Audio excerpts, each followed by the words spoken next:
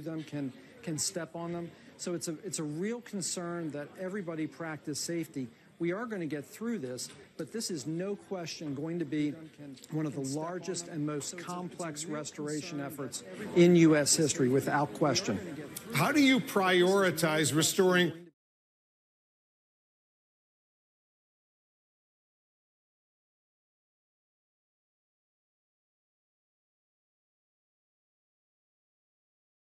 We get through that, then we look at the critical infrastructure.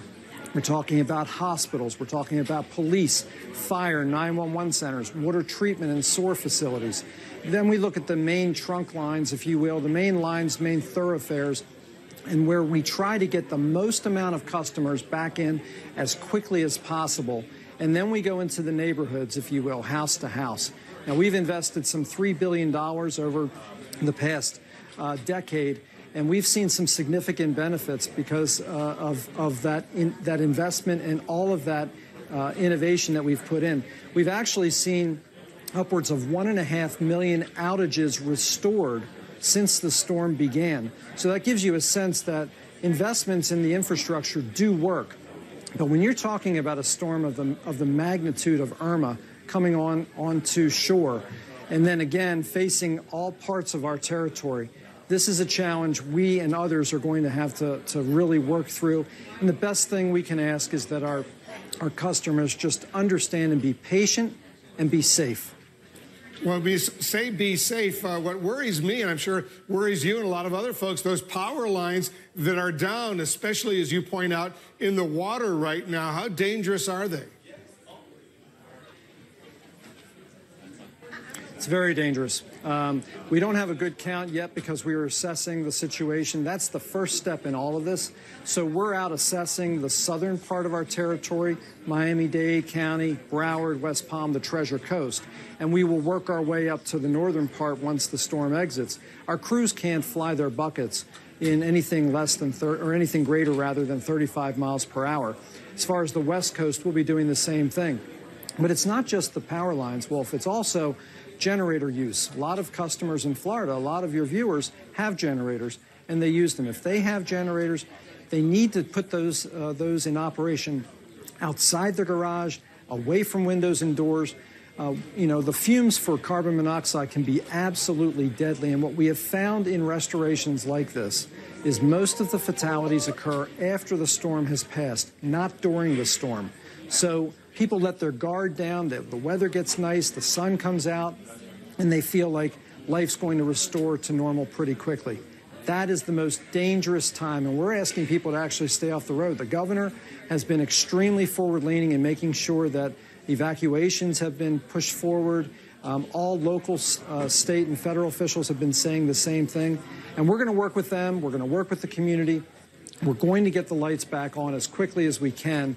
But again, this is going to take some time. This is not going to be a typical restoration. Yeah, it certainly doesn't look like it. Rob Gould is the Vice President, Chief Communications Officer for Florida Power and Light. Rob, millions of people in Florida right now are counting on you guys. Good luck. We will, of course, stay in close touch with you. Thanks very much for that update. I want to check in right now on Florida's West Coast, where many people are assessing the damage from Irma. CNN's Diane Gallagher is joining us now from Bradenton, very close to Tampa Bay. What's happening where you are, Diane? Yeah, well, Wolf, your last guest that you just spoke to there, speaking to all those power outages, a lot of it here in Bradenton is because of this. You can see behind me this massive uprooted tree. To give you some perspective, I'm almost 6 feet tall. You can see how large the root is with the pipe sticking out. There are kids playing on this right now. This family is one of so many that are here in this area in Bradenton trying to pick up the trees out of the road, get together, get their neighbors. We've seen the roofs and the carports ripped off of houses right now. Roughly half of Manatee County, which is where we are, is out of electricity right now, trying to get them turned back on. We've watched firefighters have to avoid these down trees because they still have so many live wires. In fact, they cannot get to Bradenton Beach, that island area, because of the live wires. They're not allowing anybody on there. I have Michelle with me right here, Wolfa. This is her home. You guys rode out the storm. What was it like for you? Were you scared? Was this what you were expecting? Yes and no. It wasn't too scary for us. I mean, the kids were playing and running around, and we were watching outside. this was better than we expected. We didn't expect a tree, but we expected to flood. And it didn't, so that's a positive. Now, when we first got here, this tree was all the way across this road, breaking out. We've been watching you, your neighbors, strangers, use chainsaws. You didn't have gas or oil. How did you guys get that to be able to get the tree out of the road? You know, our driveway was blocked, and we posted on Facebook that we were in need of help, and people started showing up. They brought us gas and oil, and more people showed up with chainsaws. Neighbors came, and so within just a few hours, we had the whole road cleared and our driveway. And thank you so much, Michelle. And this family is dealing with what a lot of others here are dealing with as well, Wolf. And that is because we're having sewer lines that are breaking. We have sewage that is flowing in the streets, mixing with some of this rainwater, some of the flood water. So they have a sewage problem. They have power problems. And of course, they have trees that they're trying to get down on their own right now. Technically, there was a curfew until 3 p.m. here in Bradenton that was set yesterday. But as you can see, there are plenty of cars that have been passing by, people trying to get an idea of just what the damage was overnight. Many of them feel spared, but look, Wolf, if you have a tree down in your front yard, it's a big deal. This is a personal problem for a lot of people. So they're just trying to assess what Irma did and just how much it's going to cost them and how long it's going to take to repair. Yeah, you heard Rob Gould of the power company say it could take weeks, if not even longer, to get all that power restored on the western part of the state, maybe days on the eastern part, but we shall see. Diane Gallagher joining us. Miami Beach still prohibiting people from getting in as families are desperate to see their homes and their businesses. The mayor of Miami Beach is standing by live. We'll discuss. And there's still a threat of storm surge along the coast in Georgia and in South Carolina, as well as Irma makes its way north. This is CNN's special live coverage. Homes underwater.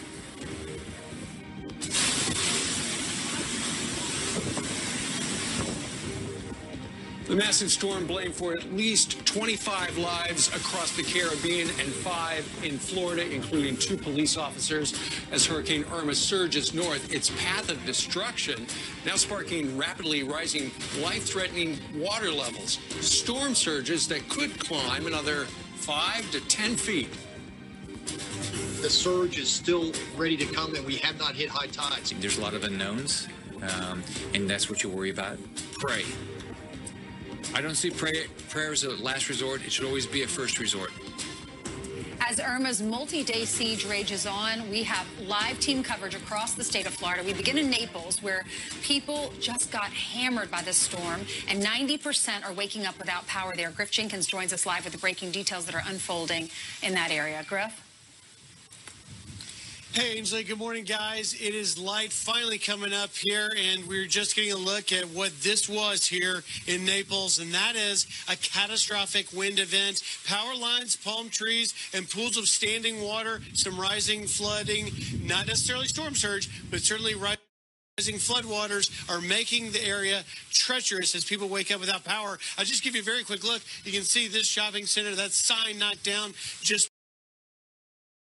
And over there, the car going by, going slowly. This is actually pretty good. It looks like the police, which have a station just a block up the street, may have kind of cleared it some. It was quite an event. The challenge now, certainly that power, 90% of the residents in this area without power. And of course, statewide, with more than 50% of Floridians without power. But the experience itself was quite terrifying. We spoke to a young man, a college senior named Jack Luganbuell.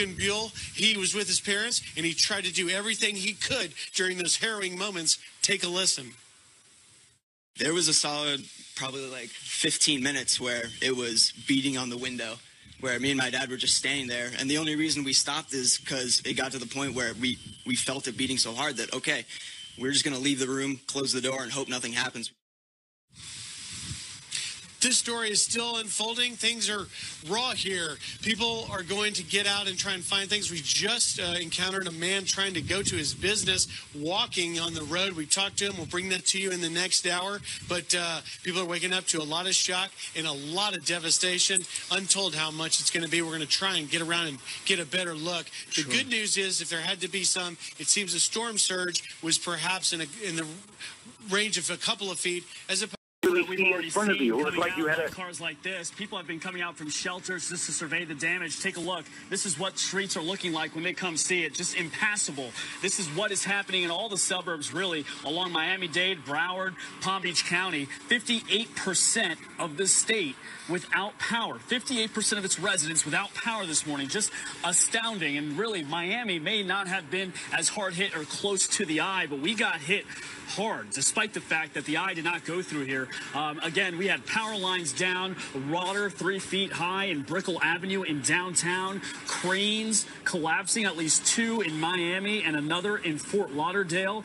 And, you know, we also had panels flying off of buildings post-storm. And on top of all of that, we've seen police patrols in neighborhoods to try to stop looters. Looters caught on video trying to get into a Foot Locker. Another 28, according to Miami Police Department, 28 looters have been arrested so far this morning. As remember, right to your point, so many hundreds of thousands, millions of people were evacuated and just trying to find a way to come back into town. But the problem is that they're coming in with the light and realizing that there are down trees. Actually, behind Guy, you see that tree over there? That entire road is blocked. So neighborhoods are now becoming really hard minefields to get through right now. And so that's the situation here in Florida, guys. And so one last point, I just wanted to just extend a thank you. We have a smudge on our camera because we've been out in hurricane coverage for 2 or 3 days now. And my photographer, Guy Hernandez, came all the way from Houston coverage for a couple weeks and came straight down here to Florida to join me. Big thanks to him and Whitney Shazik, who rode out her first hurricane outside in the hurricane. So extremely brave of her as well. And all of the people at Fox, the hundreds of people behind the scenes that made it happen. Hey, Brian, you know what you Beach. What's going on there? We're still dealing with tropical force winds and pounding rain here. We are in high tide. The water behind me inching closer, but as you can see, we have not witnessed, and we're probably not going to see any catastrophic storm surge here, which is excellent news for people in this area. This was a part of the mandatory evacuation zone. We've been here now for about 24 hours and very little humans in sight. People abided by the evacuation. In fact, one of the fire chiefs here is saying that people evacuated so well they were able to do it. People in before, but we're going to let them know if we can. Otherwise, it's 12 o'clock tomorrow afternoon because we need to make it safe. It's so important. I mean, can you imagine? We've kept people safe in preparation. We kept them safe during the storm. We need to keep them safe in the recovery effort. How much power is out right now in Miami Beach? Are streetlights, for example, working? It really depends, Wolf, on what section of the city. It's very, very hot power now. Certain areas that don't. Just got off a call with the president of FP&L, Florida Power and Light, and they're working diligently. But as you know, there's millions of people in Florida right now that are without power. So this is stretching the resources of FP&L dramatically. They're bringing in people from all across the country to help them take care of what's happening in Florida. But are there power lines down in Miami Beach that potentially could be very dangerous? Absolutely. I saw them early this morning. I saw them last night. And we see FP&L crews there, along with our first responders, our public works teams, our fire departments that have gone incredible beyond the call of duty in order to secure these power lines to make sure that, God forbid, no one can get hurt. And that's one of the main reasons why we can't have people back in Miami Beach until we are able to secure it. So what are your biggest challenges right now? Well, I can tell you this. The good news is this. We have invested a tremendous amount of money in making our city resilient. We've been raising roads, putting in pumps, putting in generators, because we've been fighting back against sea level rise. It's been our big issue in Miami Beach, even during sunny days. And what we found is during this historic high tide that we experienced with this tidal surge, all those areas we improved were absolutely dry. So for us, we were very excited. It was a success. But once again, you know, you never declare victory against Mother Nature. We have years and years to go, and I think it's a model for other cities. They need to invest in coastal cities to make them resilient, because these weather events, they may have been an abnormality, but for the future, I think they're the new normal. Mayor Philip Levine is the mayor of Miami Beach. Good luck, Mayor. Good luck to all the folks in Miami Beach. We're going to be staying in close touch with you as well. There are some new pictures coming in from the coast right now, a high risk of storm surge in cities like Charleston and Savannah, where Irma is lashing right now. Take a look at this. Also, some tragic pictures of complete devastation across the Caribbean. Homes destroyed, people suffering very much so, still stranded right now. We'll take you there. Stay with us. Go through high tide earlier this morning, and of course, you know, all we've been talking about is the storm surge, and you heard Janice mention the storm surge over and over again this morning as well. So if this area is going to flood, it's going to be because of this right here. So we're keeping an eye on it. But I want to actually show you guys video that we shot yesterday. If we can take a look at that. It's from the bay, and I posted it on Twitter. It went crazy viral because people could not believe what they were looking at. The bay was dry. I mean, and not just a small portion of it, a lot of it. And I called Janice yesterday and I said, please explain to me what is going on, because people were walking around saying, I've never seen anything like this here before. And Janice said because of the way, the direction of the winds from Irma, it was pushing everything out of the bay. And that water obviously now back in here. So the concern at this point is going to be flooding. We've seen a little bit of localized flooding this morning, just on street corners, things like that. Nothing too major, but we're going to keep an eye on this because as people wake up this morning, they could still be seeing some flooding. Even though it hasn't happened yet, it doesn't mean it's not going to. So guys, we'll certainly keep you posted on that. And the winds are picking up a lot. It's been kind of off and on throughout the morning, but it's raining and it's still windy here in Tampa. I'll send it back to you. And Jillian, you know what? I'm watching it go up just in your conversation. Now the waves are getting high going through the barrier there. Yes, they are. If you can go ahead and go off me there and just show that. We are starting to just see in the last maybe 20 minutes some waves crashing up here. And yesterday I talked to a resident who was out walking his dog, and he said, you know, I've seen waves come up here a couple feet high. Yeah. So that's not unexpected. That's not unusual in this area. The problem is with the storm surge, you just don't know how much you're going to get right now. That's the big question. All right, Jillian, thank you very much. Jeff Flock is live in Madeira Beach, which is not far from where she has been standing. And Jeff, we've had some problems with your microphone. We're hoping this goes okay. Yeah, we're the old-fashioned way. We got cable here. You know, the cable always works. You know, that'll cure the problem. None of this wireless stuff. I was listening to what Jillian had to say about, you know, the water out and now back. I'm going to give you a perspective of that. That's why I'm walking up here to the top. Now we got sun up a little bit, and you can see that's the Gulf. This is the pass. This is just one of the means by which the water comes past the barrier islands into the bays of Tampa Bay and the rest. Now that water that was washing out is now in the process of washing back, and it's kind of washing machine effect. You can see some of it crashing against the rocks here. Other of the water, you can see the current moving back in. The question is, you know, how much water gets pushed back into the storm? Hopefully not too much, but it still remains to be seen. We're now at about the kind of levels that you would typically see on a typical day. The question is, does this water get pushed enough to cause flooding? Even if it does, hopefully not as much as we would have expected. So probably still first responders out. I want to let you know, by the way, these guys never came off. The guys in Madeira Beach, they continued to patrol all night. Is that a ghost town, Jeff? Oh, yeah. Bobby, can you come this way? If you hang your, see, we got cable now. This is like the old days. If Bob's able to hang his head out the side, do you see anything there? Not a doggone thing. That's that place over there has a big generator. Beach Place has a generator. That's the only power that you see. Occasionally somebody will have a generator and you can see that, but beyond that, total ghost town. That's off to the left, Bob. That's Treasure Island over there. This bridge joins the two. That also ghost town. You know, when you're on a barrier island here, you know, if you're in Tampa, you might say, oh, I think I'll stick it out. If you're on a barrier island, you're saying, you know what?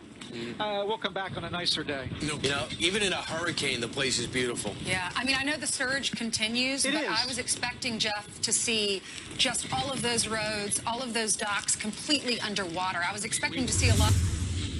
South Georgia is now starting to get hit by Tropical Storm Irma. Thousands have already lost power. Much of Florida is left with the aftermath. Millions of people in Florida without power, fallen trees, down power lines, flooded roadways across the state. CNN has been tracking this monster storm every step of the way. Let's check in with our meteorologist, Allison Chinchar. She's live from the CNN Weather Center. Allison, so what are the big concerns right now, and what's next for Irma? Right, so the biggest concerns for Irma are going to be in this region right here, stretching from Charleston down towards Jacksonville, Florida. This is where we still have relatively high surge, very heavy rainfall, in addition to strong winds. And also, this is where our biggest threat for tornadoes is currently located. But you have to understand where the storm came from to know what to expect going forward. Look at some of the amounts of rain that have already been dropped in portions of Florida. Fort Pierce picking up nearly 16 inches of rain. Gainesville picking up over a foot. Naples, nearly a foot of rain. In addition to that, look at some of the areas of Georgia already, and it really just recently started to rain there. Kingsland, Georgia, picking up over 10 inches of rain already.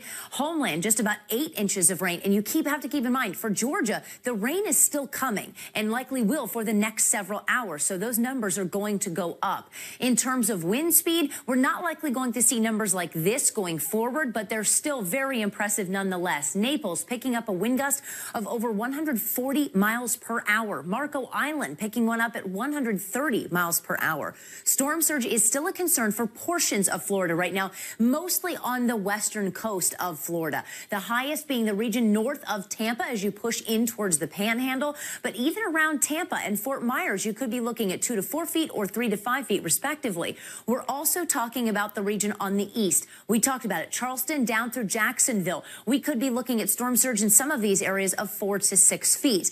And again, in addition to that, we also have the concern of heavy rain, because that's where some of the heaviest rain bands are right now, is portions of southern South Carolina and southeastern Georgia. These red squares right here, those are the flood emergencies that we have. Flash flood threat still remains for those boxes, as well as the pink indicating a tornado warning. And that's going to be the case for much of the day today, where we have the potential for severe weather stretching from Wilmington, North Carolina down through Savannah, Georgia. The main threats are going to be damaging wind and, yes, the potential for some tornadoes throughout that region as the system moves north. We have a pretty intense amount of shear in this location. On the good side, that's helping to rip Irma apart layer by layer. The downfall is, Wolf, that same shear is what's ramping up the threat for tornadoes for some of those states. All right, Allison, thank you very much. Allison Chinchar with the latest on Irma.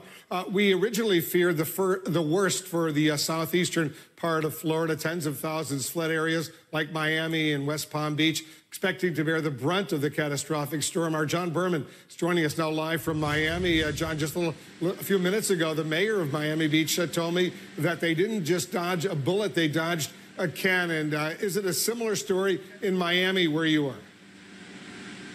It certainly isn't as bad as it could have been, Wolf, but that doesn't mean that there's no damage. I'm standing at a marina near Monty's, which a lot of people will know in the Miami area, Coconut Grove, and you can see this boat, for instance, is supposed to be in the water. It was pushed up here on shore. That boat right there is supposed to be in the water, not tipped over. You can see that sailboat to the left there. It's a mess.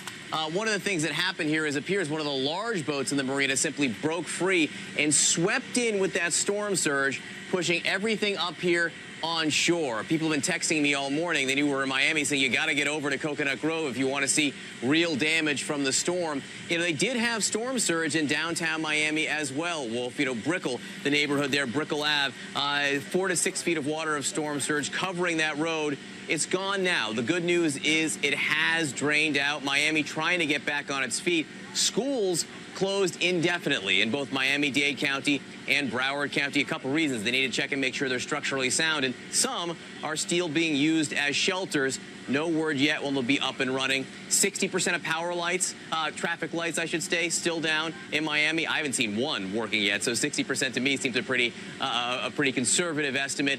The power has started to come back on in dribs and drabs in Miami-Dade. This morning, it was about 900,000 people without power. It's come down a little bit. A few tens of thousands or so have had their power restored, and the power companies out there trying as fast as they can, Wolf, to get back up and running. So the mayor of Miami Beach, Phil Levine, who you know, said they may have dodged a bullet. Dodging a bullet, you know, if it's this bad when you dodge a bullet, imagine what would have happened had it been a direct hit from a Category 4 storm Irma, which was the fear when they ordered those initial mandatory evacuations of this area, Wolf.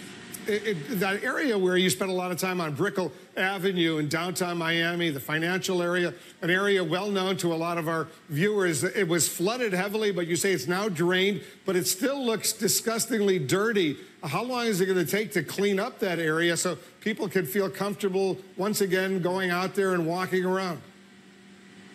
Well, look, you know, what was Brickell Ave yesterday became Brickell River, and today is Brickell Dirt Road. It is covered with mud and debris. We got there early this morning before dawn, and it was an empty ghost town. But then as the day progressed, people came out to check and see how it was. There are a lot of folks out on the streets right now, what the mayor referred to as hurricane tourists, disaster tourists. He doesn't want people out until they know it's safe to go home. But people are very, very determined to clean that area up as quickly as they can to get it back up and running. I had people shouting to me from their car windows as they were driving by saying, hey, our office is still open. You know, tell everyone to come to my bank. They can still deposit their money here. It's all fine. So they'll get back up and running soon. The floodwaters did drain out. It'll just be some dirty, mucky cleanup, Wolf. A lot of work to be done, not just there in Miami, but all over the state. John Berman doing excellent, wonderful reporting for all of our viewers. John, thank you very, very much. New pictures, by the way, coming into the massive destruction in the Caribbean, where Irma made a direct hit, including in St. Martin, where survivors say all the food is gone. Plus, back in Florida, we're live near Fort Myers, where CNN's Brian Todd is seeing lots and lots of damage. We'll go to Brian after this. Built structures. So very early in the damage assessment here, for the most part, outside of critical infrastructure in Fort Myers proper, they were waiting until daylight, and that's only been in the last half hour. So we are now starting to see a lot of equipment, a lot of emergency crews getting into place to start trying to figure out how bad Irma really was. All right, Chris Van Cleve, thank you so much. We're going to bring in... Yeah. And so let's now take you to our Miami station, WFOR. They've been doing a lot of the heavy lifting covering this because it is obviously their backyard. Let's go ahead and listen into their coverage. See what's going on here and just take a look. This is Treasure Island. And we really haven't seen a lot of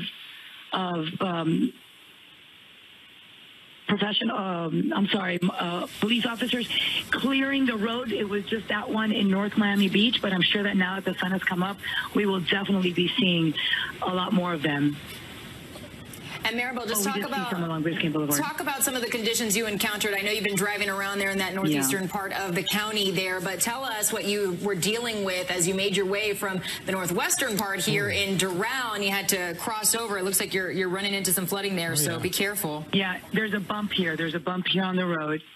So it's kind of like dodging a lot of trees and debris, and that's why you have to be very careful. But we drove from Doral, and we first drove to North Miami Beach, 826, I-95, completely isolated, which is great because obviously it was still under the curfew. Then we went to Aventura. We went to Aventura Mall. They were clearing the storm drains there. Still a lot of down trees. As far as businesses, we haven't seen any businesses open. We drove by the Publix in Miami Shores. That is still closed. And we also went by a trailer park. We sent that video earlier. I don't know if you were able to turn it around to show it to our viewers. But, yeah, I mean, just a lot of water everywhere. And here there is still some water. Yeah, I want to say maybe like 1 to 2 feet of water in this area. Yeah, you could tell by looking at the tires on that car how high up it comes.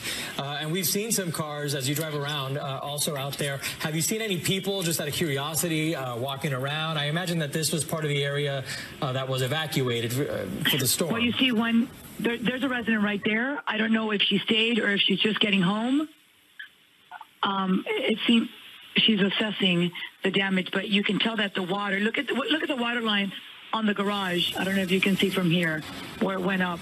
I would say maybe like 2 feet of water. Hi, good morning. We're with Channel 4. Everything is okay? Everything is okay? She says She says everything is okay in her home. That's certainly thankfully. Good news there. Maribel, I just want to let you know we did get some word from North Bay Village Emergency Manager Evelyn Urbello. She said that North Bay Islands pretty much all flooded. No streets are passable. That's how it was described. I see that you're driving around in that area right now. Harbor Island East Drive is passable. West Drive is not. Also saying that Treasure Island South and Treasure Drive completely flooded. Adventure and Hispaniola Avenue. Right now. Yeah, and that's flooded as well. And East Treasure Drive partially flooded. Now, North Bay Village wants to know and let all the general employees know, with the exception of those who have been notified. They don't want them to report to work today because of the conditions you are seeing. So we just want to let the people of North Bay Village, anyone who works there in that community for the city, or to not show up to work unless you're one of those essential employees that was already told that you need to show up. And that's typically how it happens. The essential employees are the ones that are given that call to show up, and the rest are being asked not to go to work. I think that's a great idea. Because by the conditions here, we're seeing a resident here. Let me try to stop and see how she's doing. Hi, good morning. We're with Channel 4. How's everything? Are you just coming home now? Everything's okay? Everything. We're with Channel 4, yeah. She says she lives down the street and everything is okay. She's assessing the damage here. See the water here? Is assessing the damage from Irma's path of destruction. These are just some of the new pictures we're getting in from Bonita Springs, Florida. That's just south of Fort Myers. You can see the massive flooding, a community just inundated with water. Brian Todd is on the scene for us. Brian, tell our viewers what you're seeing. Wolf, a lot of damage, a lot of significant flooding in this neighborhood. We just went back into this area here. These streets behind me are all flooded, some of them in water as deep as I'm in and even deeper. This is called the Imperial Bonita Estates neighborhood behind me. A lot of mobile homes back here. They were almost all flooded out. Many of these residents were told evacuated. But when we came in here just about an hour or so ago, we met up with a caretaker, a person who was a caretaker. She and her husband are caretakers of this whole subdivision here. And they were very worried about an elderly couple back here that they couldn't get to. This couple lives about a mile into the neighborhood, and you have to really walk through water like this to get to their mobile home. They said that this couple had not left. They gave us their names, Edith and Ed Nalepa. She is 88 years old. He's 93. We walked back into that neighborhood, Wolf, about a mile. And again, it was water like this, and almost every home was flooded. Again, most of the people evacuated. These people elected not to leave. We actually found their mobile home. We found them inside it. They were fine. They said that they just didn't feel like they could leave because the gentleman is 93 years old. His wife is about 88. He had Parkinson's disease and he has diabetes. It would be too difficult to move him, and so they refused help. But the caretakers and other neighbors here were incredibly worried about them. Luckily, they are safe. But again, that scene plays out throughout this area. We talked to the sheriff's department here in Bonita Springs. They don't even have an assessment of this damage yet, Wolf, and they couldn't give us much information. They do say their sheriff's deputies are out here scouring these areas, trying to find out if anybody needs help. So again, we're just kind of, we wake up this morning and we talk about some of these areas that we're just now learning about the flooding, about the damage. And we're just kind of getting the scope of it here in the early afternoon after the storm hit. I think I heard you and John Berman talking a little bit ago about the toxicity and just the dirty water. Well, that's a big hazard here as well. We walked through this stuff to get to these people's house. And, there was oil all over the place. There was all sorts of other chemical material, trash floating around. It's really kind of unhealthy here. And so that's something that people have to contend with. They also have to contend with scenes like this behind me. This massive tree fell down and just clipped off a power line. So, as this place digs out and tries to come out and everybody tries to get up and running again, crews are going to have to come here and deal with scenes like this, Wolf. We're told that as of now, about 3 million customers in Florida are still without power. Yeah, it's an awful situation. Those down power lines, those flooded streets, that is a prescription for potentially lots of disaster. Brian, stay careful over there. We'll get back to you, Brian Todd, on the scene, as he always is. We're starting to get our first look at the massive destruction Irma left behind in the Florida Keys. Joining us on the phone right now, Monroe County Commissioner Heather Carruthers. Heather, you evacuated the Keys to Orlando with your family, but you're very much involved with emergency management. You're in close touch with folks down in the Keys. What are you hearing, Heather, about the damage there? Where is the worst of it? What's the latest? Well, the Keys, as you know, is a long string of islands. There's 120 islands, and we took a really serious punch here. It seems like the bulk of the worst of the damage seems to be in the lower and middle Keys. The eye of the storm crossed over Kojo Key, which is about 20 miles east of Key West. And we know that there was a lot of storm surge in that area up through Marathon. We have no cell service in the Keys right now, no electricity, no water. So we're just, dealing with satellite phones and those landlines that are working to try to get some information out. That area of the Keys seems to be the hardest hit. Key West fared better than I think Key West thought it was going to fare. The word is that the storm surge was not as significant there as it was in Wilma, and there does not seem to be any serious structural damage done in Key West. We are so thankful for the support we've gotten from our state and federal partners. We have aircraft coming in, and National Guard is already there. We have about 35 trucks coming in from Jacksonville to help restore power. We've got a naval aircraft carrier coming in this afternoon and 3 more ships coming in. Salvation Army, Red Cross, everybody's really working hard to pull us back together. We've been through storms before. This, of course, is the most significant one, the most serious storm since we've really settled the Keys. But we're going to get back to it, and we're going to get back up probably quicker than we had initially anticipated because of all the support we've been getting. We're told that there are search and rescue teams already on the scene in the Keys. What can you tell us about casualties or any bad news along those lines? We know that there will be some loss of life. We don't have any counts yet. I don't think it's going to be that significant because a lot of people did evacuate, but we had 2 fatalities in the midst of the storm, but we don't even know if those were storm-related, frankly. One was an automobile accident, and one with someone passed away of natural causes in one of our shelters. But we do know that there are other people who tried to ride out this storm, and the surge probably caught them. I don't have any numbers yet, but obviously that's a major concern. So the National Guard is doing its, and the Coast Guard are both starting to do search and rescue. It certainly is a top priority. Heather Carruthers, good luck to you. Good luck to all the folks in the Keys. We're going to stay in close touch with all of them, as many of them as we possibly can. We're standing by the way, for a flyover, getting our first look. Some of the areas hit hardest in Florida. We'll have that for you. There's still a threat of storm surge along the coast in Georgia and South Carolina as Irma makes its way north right now. This is CNN's special live coverage.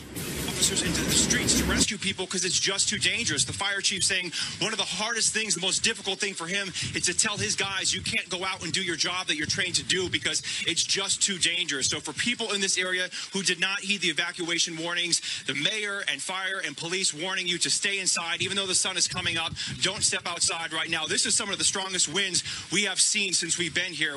Janice was mentioning those onshore winds, and that's what we're seeing right now here in St. Pete. Back to you guys in New York. All right, Matt, thank you very much. Let's go to the other side of the state right now, our affiliate WFOS. A reporter is doing a live shot right now. I think we're going to listen in for just a moment in Jacksonville. Downtown Jacksonville that we see as of right now. Now, one of the things we do know is because of the storm surge, it is truly at a record high, and it's something that has beat Hurricane Dora, which was in 1964. It's kind of baffling to think about that literally part of the rainwater from the St. Johns River is now flooding downtown Jacksonville. And just to let you know, I know you're not here, so it's hard to kind of smell, but my photographer, Steve, and I recognize that we think there must be an issue because we can definitely smell sewage at this point, so we're probably going to leave this area really soon because we don't know what's in this water, but there's debris and all sorts of different items that we've seen just walking over here to bring you this live coverage. We've seen branches, everything from signs, and it also smells like there's also waste in this area.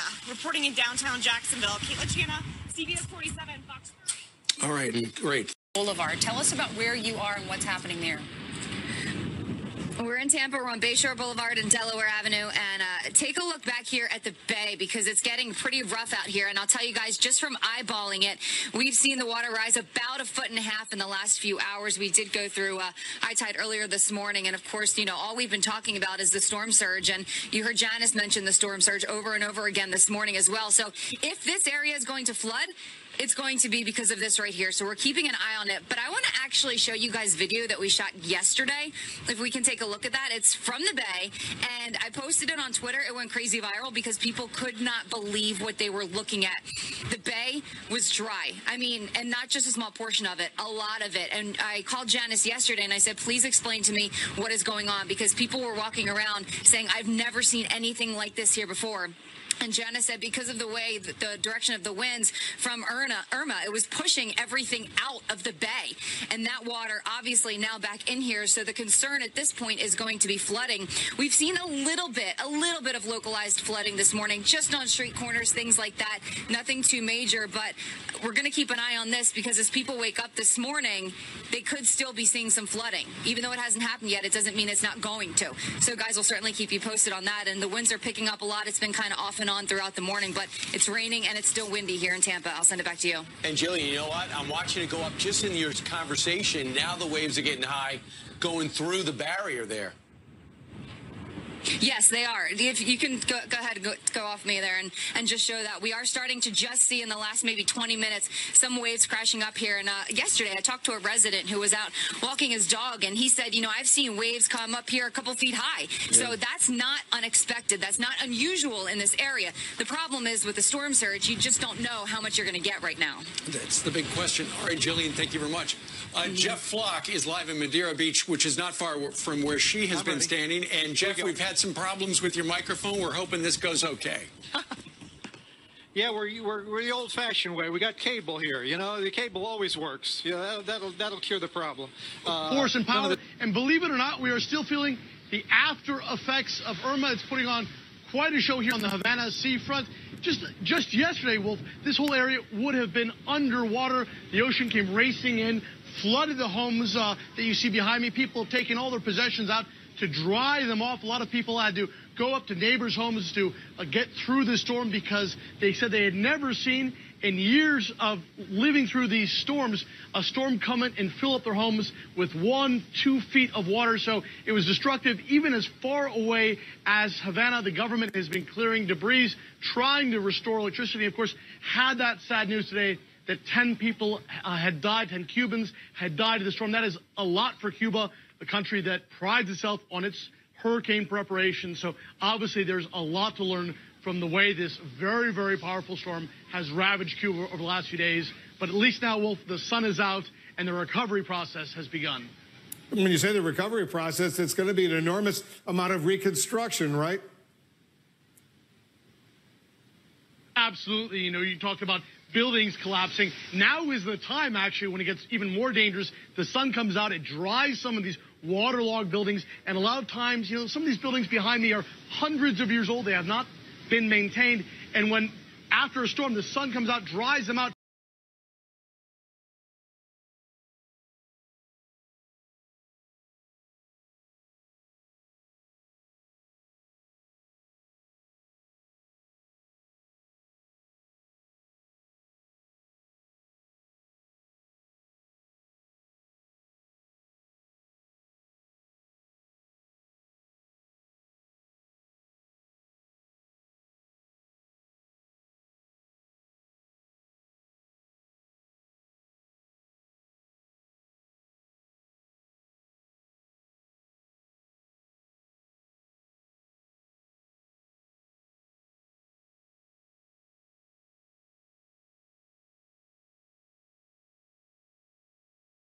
You can't see them from here, but they brought rafts, they brought canoes, they brought, ski-doos, whatever the heck it is, because they expected to be in this road, going up and down the road by not walking.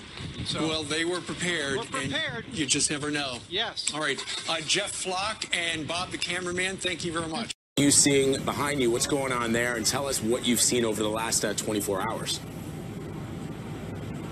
Vlad, there have been rescues going on all morning long because this whole area was flooded. One of the things just rescued was actually this puppy that is now the star attraction here. She's very relieved to have been taken out of the floodwaters.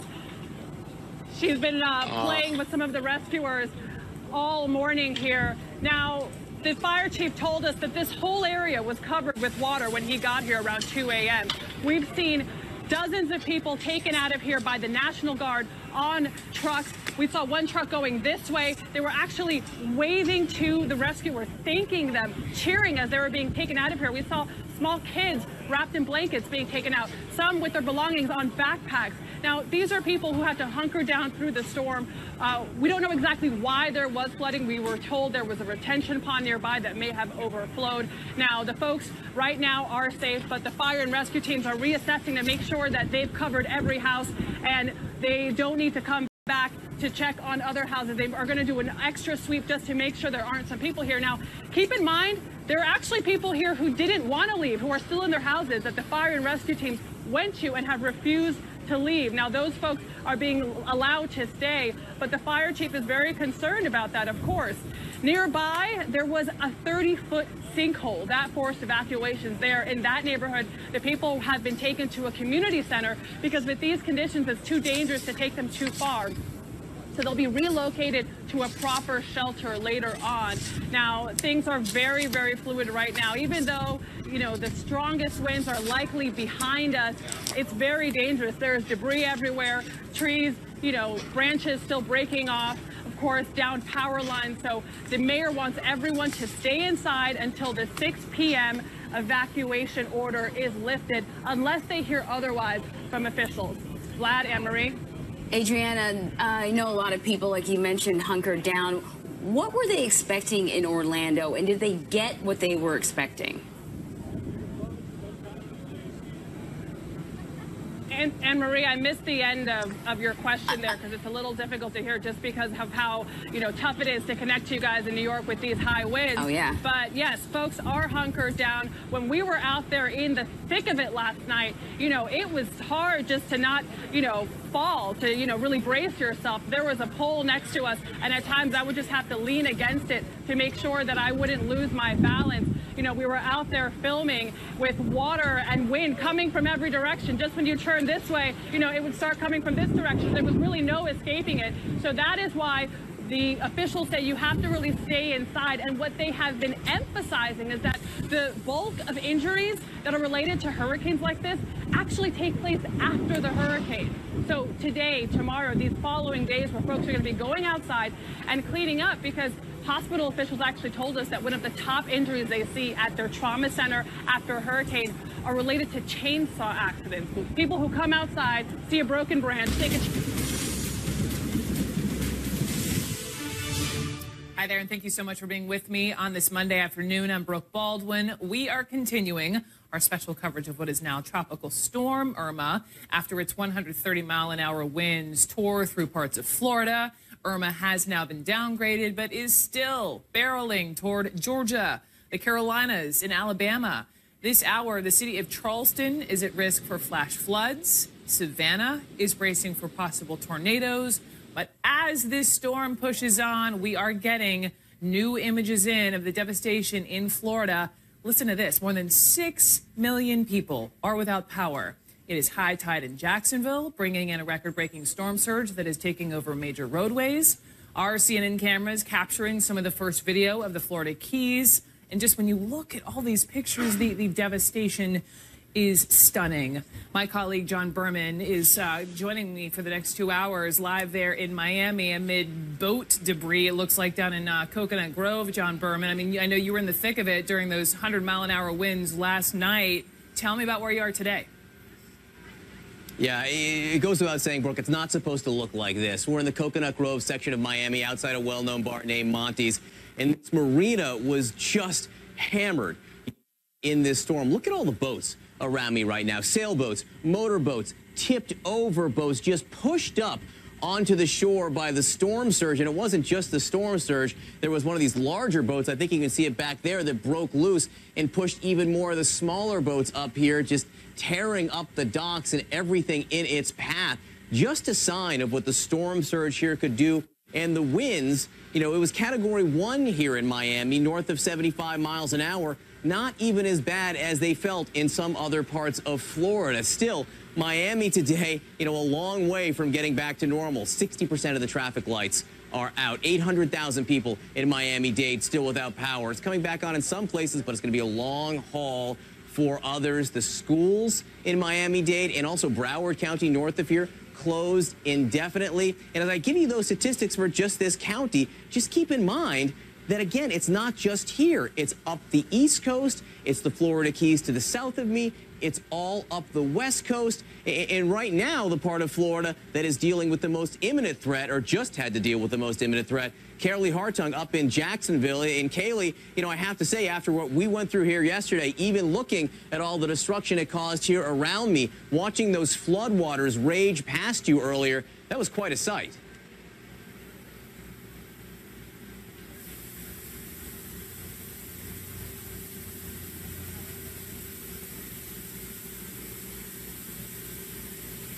All right. We appear to lose Kaylee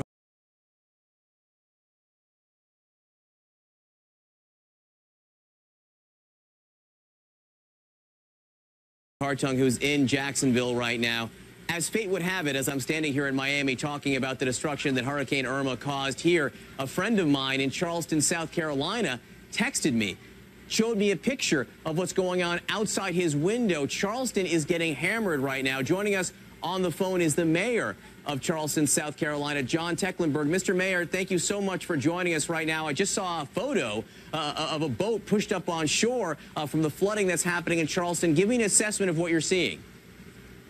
Well, thank you, John. We've got a lot of water here, and it's kind of counterintuitive that a hurricane over in the western part of Georgia would have a 4-foot storm surge in Charleston, South Carolina, but that's exactly what is happening because the wind is pushing the water towards us, and unfortunately it happened right at high tide. And so right now, high tide just passed, but we had 10 feet above mean low water level, and so the battery was breached, and many of our low-lying areas are experiencing flooding right now. I think we are all learning from Hurricane Irma just how sort of shifty storm surge can be. It's not always where you think it's going to be. It's often trailing a storm. It's often at the other end of the storm. It's a tough lesson to have to learn. My friend, again, told me he was nervous that the flooding in Charleston might be about the same as it was in Hurricane Hugo. That's a very, very scary level right now. Do you get a sense of how much damage there is? Well, not yet. In comparison, I will say that last year, Hurricane Matthew did not have as much flooding in our historic district and low-lying areas, and that's because just the chance that Matthew came into town at low tide rather than high tide. So that 6-foot tidal difference really makes a huge difference. But we're ready and prepared for recovery as soon as this thing passes, and we're going to get cleaned up in short order, and then we're going to welcome anyone from Florida that wants to come up and visit. And our hearts and prayers just go out for all the damage and loss that's occurring down in Florida and our neighbors and brothers and sisters down there. Well, I know everyone in Florida is saying right back at you. Mayor John Tecklenburg right now dealing with flooding in Charleston that is still going on. We wish you the best going forward, and we know that you too will get the help you need to recover from it. Again, just staggering that I'm down here in Miami with these boats all around me from the flooding and storm surge here, and the mayor of Charleston dealing with it up there. I think we do have Kaylee Hartung in Jacksonville, which did have flooding, we were told, that they haven't seen since the 1800s. Kaylee. Yeah, John, nobody here has ever seen anything like this. The waters of the St. Johns River rolling into downtown. And this is the definition of storm surge as we know it. The winds pushing the river into these streets. That's a marina right over there. I mean, that's just 2 blocks away from me. The St. Johns River just dumping in to downtown. we've been saying all morning long, as bad as it looked in Jacksonville, it would get worse. Well, now we're at that hour that we were looking towards, 2 o'clock, high tide here, and officials saying waters could rise 8 inches more. These historic floods that they're seeing here, those records keep on breaking with every hour, and it feels like with every gust of wind that we get here, we felt gusts up to 70, 75 miles an hour here, some that'll just knock you right off your feet. And it has been surprising to me with every person I've seen here to spectate, like these folks to my left. They survived Irma, and they are very proud of it, John. But the most troubling thing I've seen were people actually wading through these waters. We spoke with a man earlier who waded for blocks in water up to his waist just because he wanted to experience what was going on downtown and thought that was the best vantage point to get it. We don't advise anybody doing such a thing because, as officials tell us, these waters will continue to rise, and that's the threat here. These gusts of wind aren't allowing anyone to be safe in these waters, and as you said, you just don't know how quickly the scenario in here can change. I'm looking at a tree right here where I don't know if from this vantage point we've got a good view of the roots, but this second tree down here just hanging on by its roots, and with these powerful gusts that we're feeling, any one of them could carry that right out. And what's also interesting about our location here, right in the middle of downtown Jacksonville, this is the Omni Hotel to my left. A lot of people from this area, from Jacksonville Beach, from Ponte Vedra, from places that were really concerned right on the water of what this storm would bring, they came here for safety, John. But now these waters getting pretty close to the doors of that hotel as these waters continue to rise. And the wind continues to blow. Yeah. Oh, Kaylee, please take care of yourself. Yeah, Irma as a storm created this guessing game. People tried to go where they might be safe, and in some cases it just turned out to be another target for that storm. Kaylee Hartung up in Jacksonville, seeing these floods, which are not over yet. Please, folks, stay careful up there before this passes. I want to go over now to the west coast of Florida, to Naples, which took a really heavy hit from the eye of Hurricane Irma. Our team was there all yesterday. You saw Chris Cuomo literally in the eye of the storm for some time after being hit by 140-mile-an-hour winds. On the phone with me now is Bill Barnett, the mayor of Naples. And Mr. Mayor, thank you so much for being with us. And I know it's hard to get a sense of just how bad the damage is. It does take some time. But I do hear you are finally having some data to tell us about. What have you learned? Well, and I'd like to make a really quick statement about people wading in hurricane waters just to because they wanted the experience. That's just doesn't make any sense. That's insane. But anyway, the damage here that we've assessed so far is literally minor compared to what I've been listening to you and hearing about our neighbors over in Miami and up in Jacksonville, et cetera. But, ours was a lot of downed trees, flooding. We have neighborhoods that aren't open yet that you can't get to. Our newly rebuilt pier that's only a couple of years old took a serious structural hit. And, of course, adding the no power, and everybody is in the same boat there, doesn't make it any easier with the temperatures that we have here. Not a lot of structural, very, very minimal structural, but so water pipe breaks, water main breaks, just, and it's sad. But in perspective, the fact that we did not get that storm surge because the back end of that storm dissipated, that would have been catastrophic to us. So that's it in a nutshell. I got to say, Mayor, this is terrific news. This is the kind of news I've been waiting to hear all day. I think a lot of us were very worried about what might have happened to Naples, given the severity of the warnings leading up to it, and given the fact that the storm did hit that city pretty hard. The storm surge was the major concern going in. You haven't seen any impact from that? Is there any lingering water flooding left over?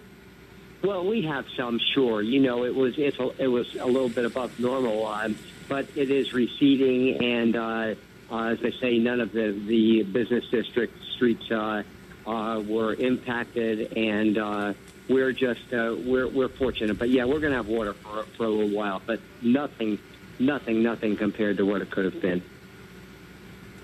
Well, Mr. Mayor, I am sure that a lot of the fact that Naples is doing so well today had to do with the planning that went into it beforehand and all the hard work getting people and resources where they need to be. So, Mayor Bill Barnett, thank you for your work.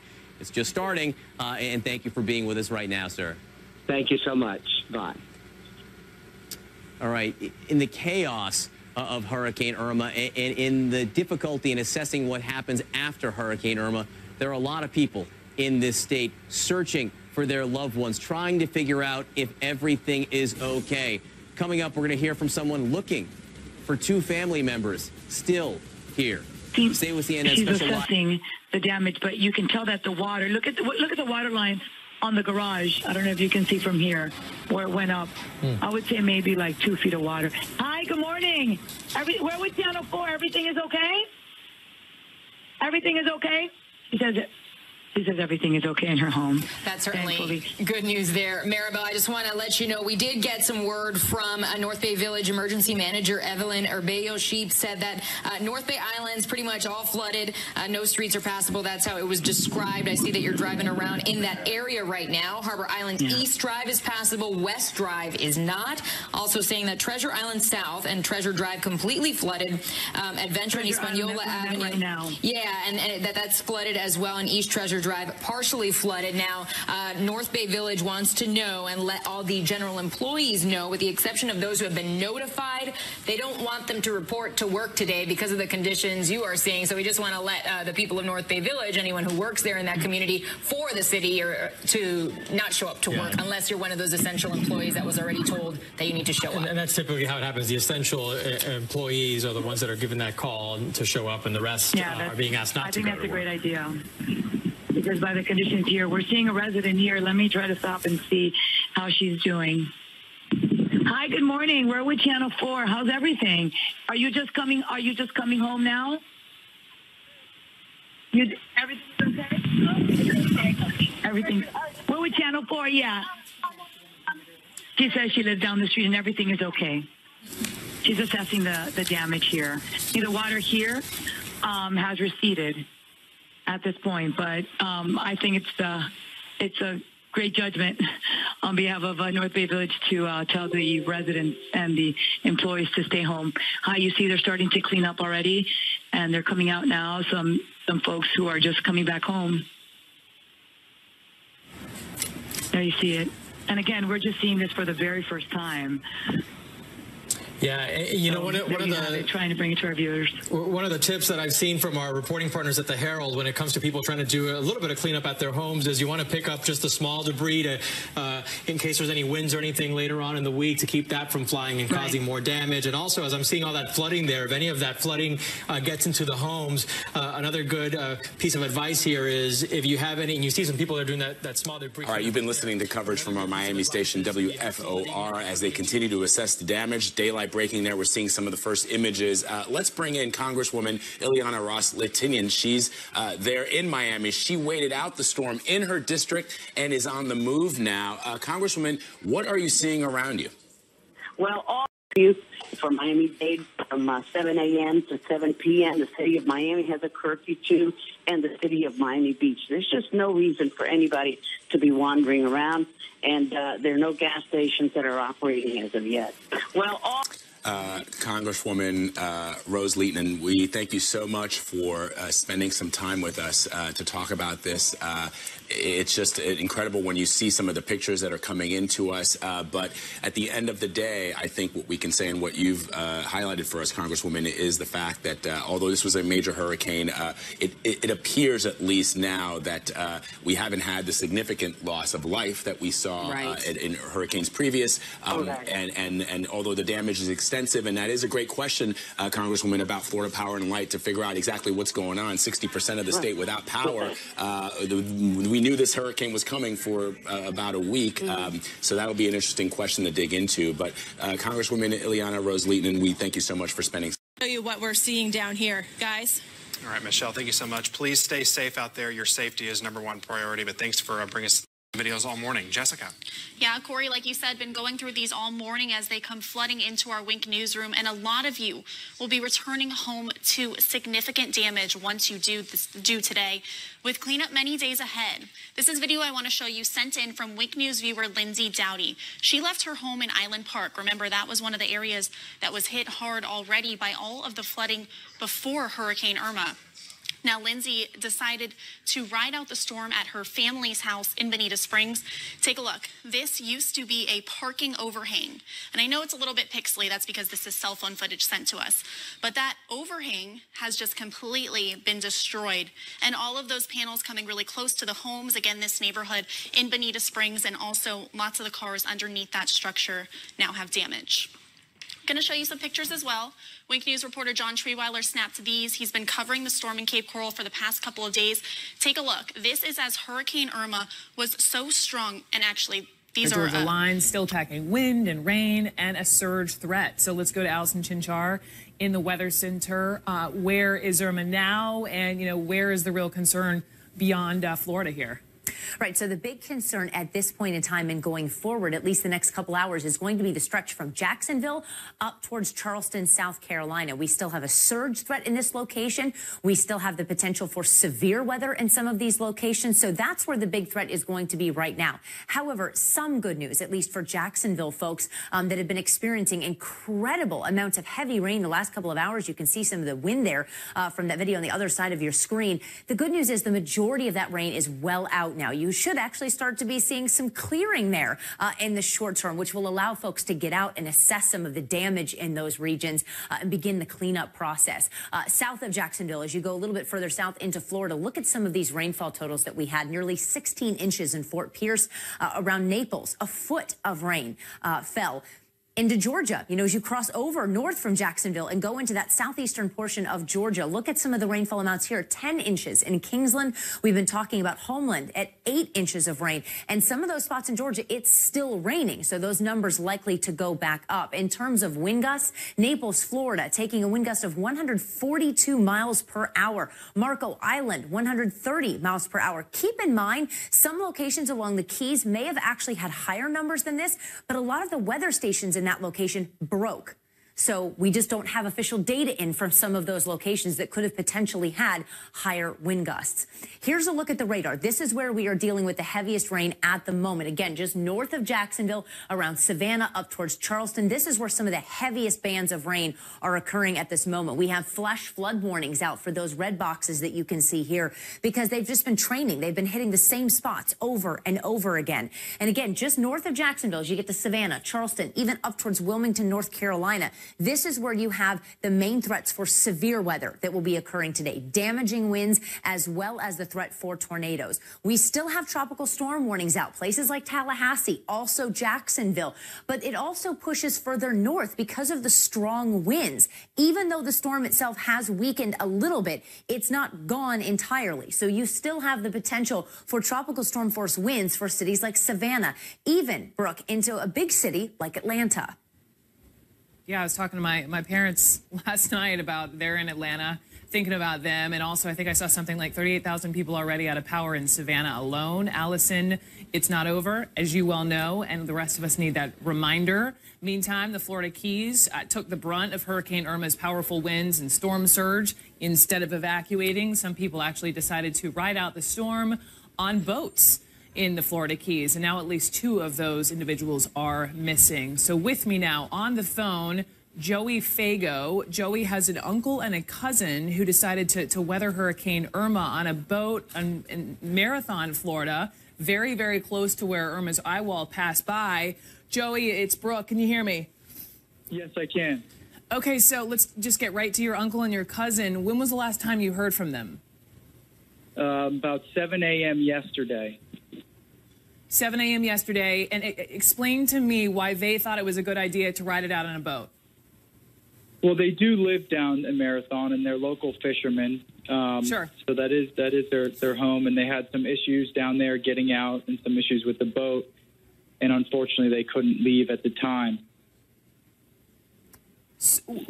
Couldn't leave at the time, meaning what?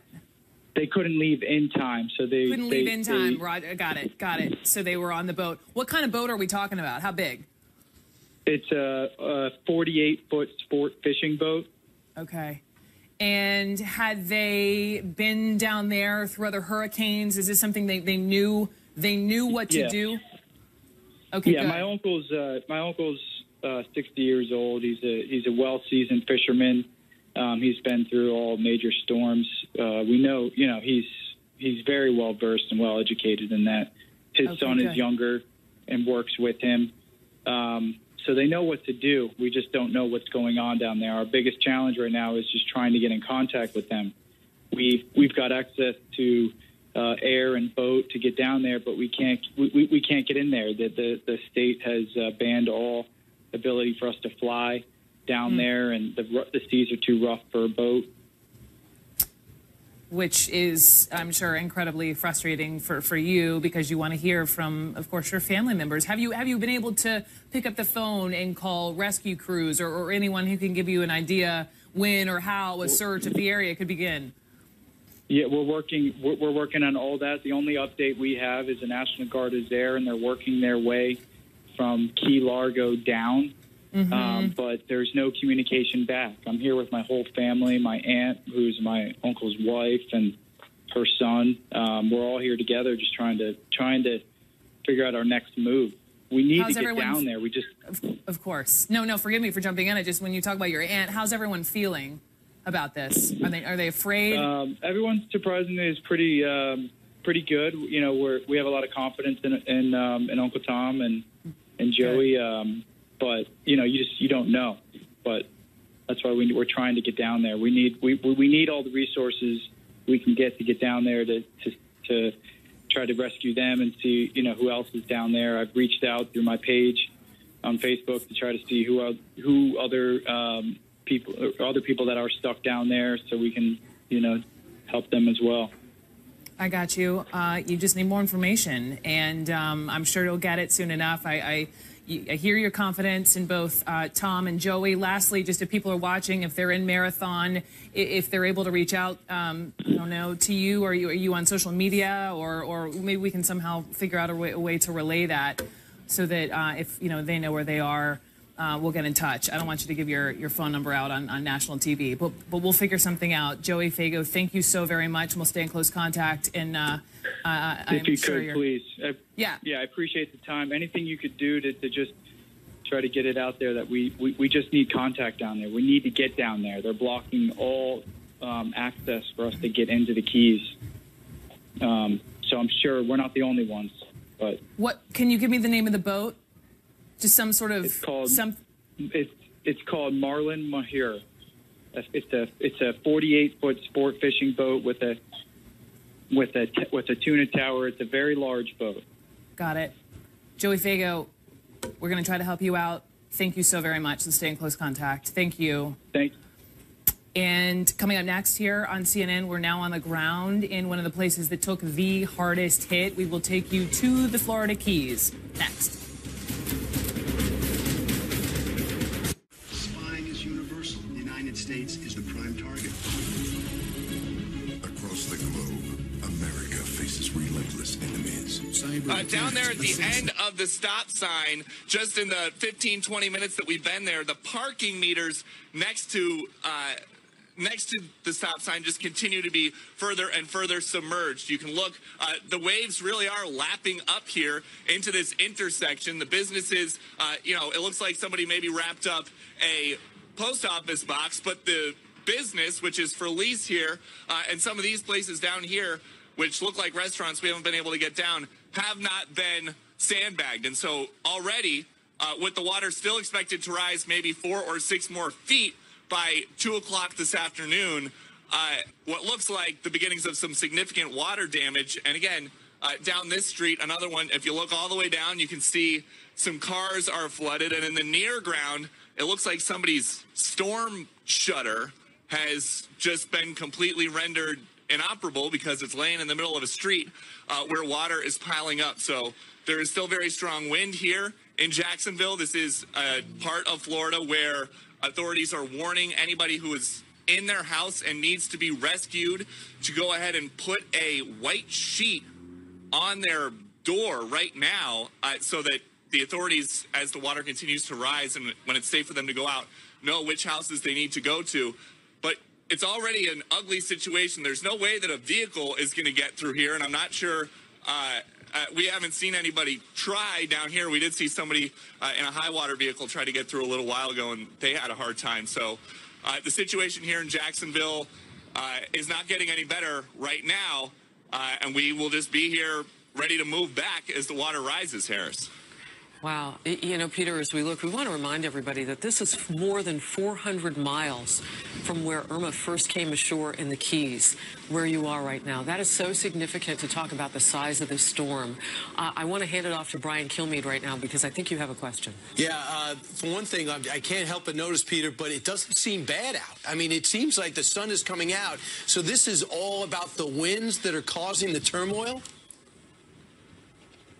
It's wind, and the tide, Brian, still isn't going to be high at its highest point until about 2 o'clock, so 2 hours from right now. But you're right, the rain here has stopped, and we actually drove across most of the entire panhandle for the last few hours to get here from Dothan, Alabama. And the rain was never horrible the whole way, but the wind was really picking up as we got closer and closer on I-10 East to get here. And once you get into Jacksonville, the police have many off-ramps and exit ramps off of the freeway and near 95, which anybody that's ever passed through Florida north or south is very familiar with.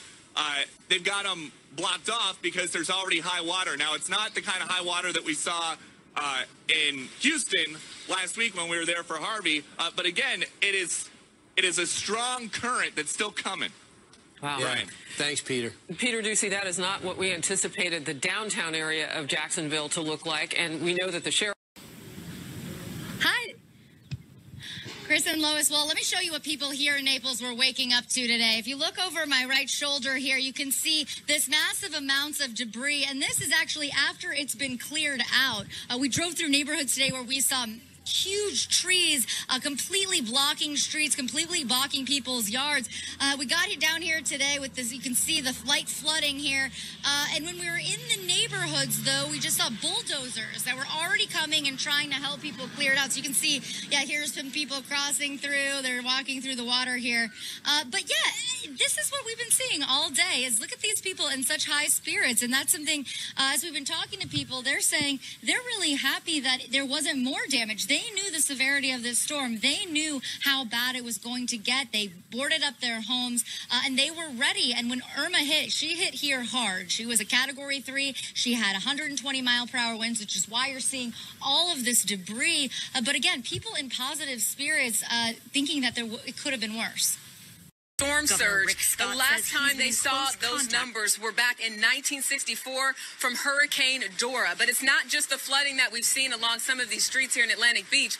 There is debris everywhere. We've seen a number of trees down. Waiting right now to hear from the White House briefing moments away. We're waiting to hear from Florida Governors Rick Scott to get an overall assessment of stand in Florida. We're particularly interested about the Florida Keys, not to mention how Jacksonville is doing all the way up the coast, experiencing historic floods.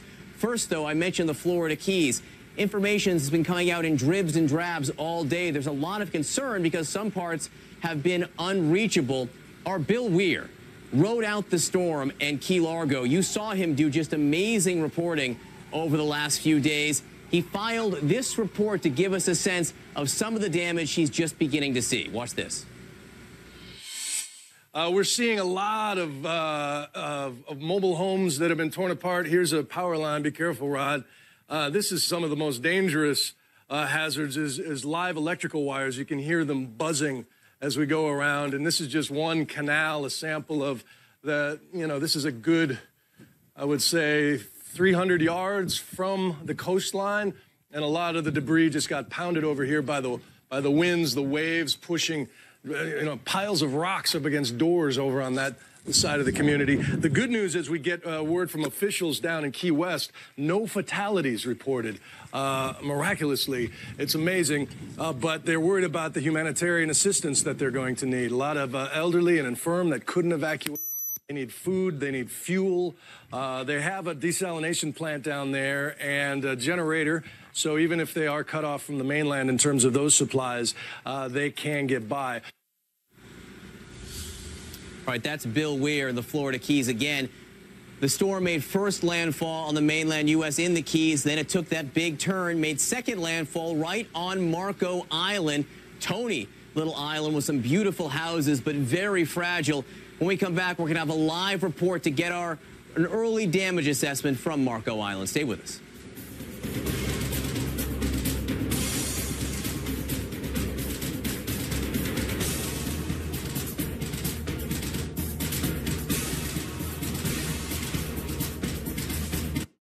Seasons on CNN. How the did that happen? Let's go! Anthony Bourdain, Parts Unknown, is back. The 10th season is the strangest. Oh, it's soft. Wildest, most creative season yet. So what's the secret to making it this far? Alcohol. Season 10 of Anthony Bourdain, Parts Unknown starts Sunday, October 1st at 9 on CNN. We are the vanguard. A mother died getting her kid out of Cuba. We should know who changed the world. We should know their names. You're welcome. We'll make America great again. We were going to have to go into the house and take him. Oh my God, America, what did you do to this boy? Every time they leave and they come back, they're a little bit different. I'm one of his oldest friends, yet I don't know Jeremiah. This is Ronald Reagan, President of the United States of America. Take that, Mr. Gorbachev.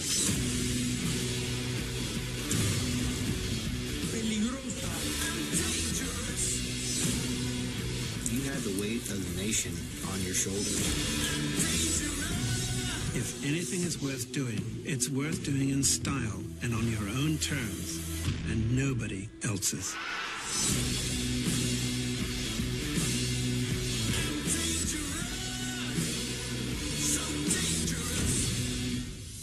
It's just insane to me that something that somebody does online would result in execution. This is where bits and bytes meet flesh and blood. Do you think that people will fall in love with robots? I feel like it's inevitable. Tech is now love, war, it's life, death. Ultimately, tech is mostly human.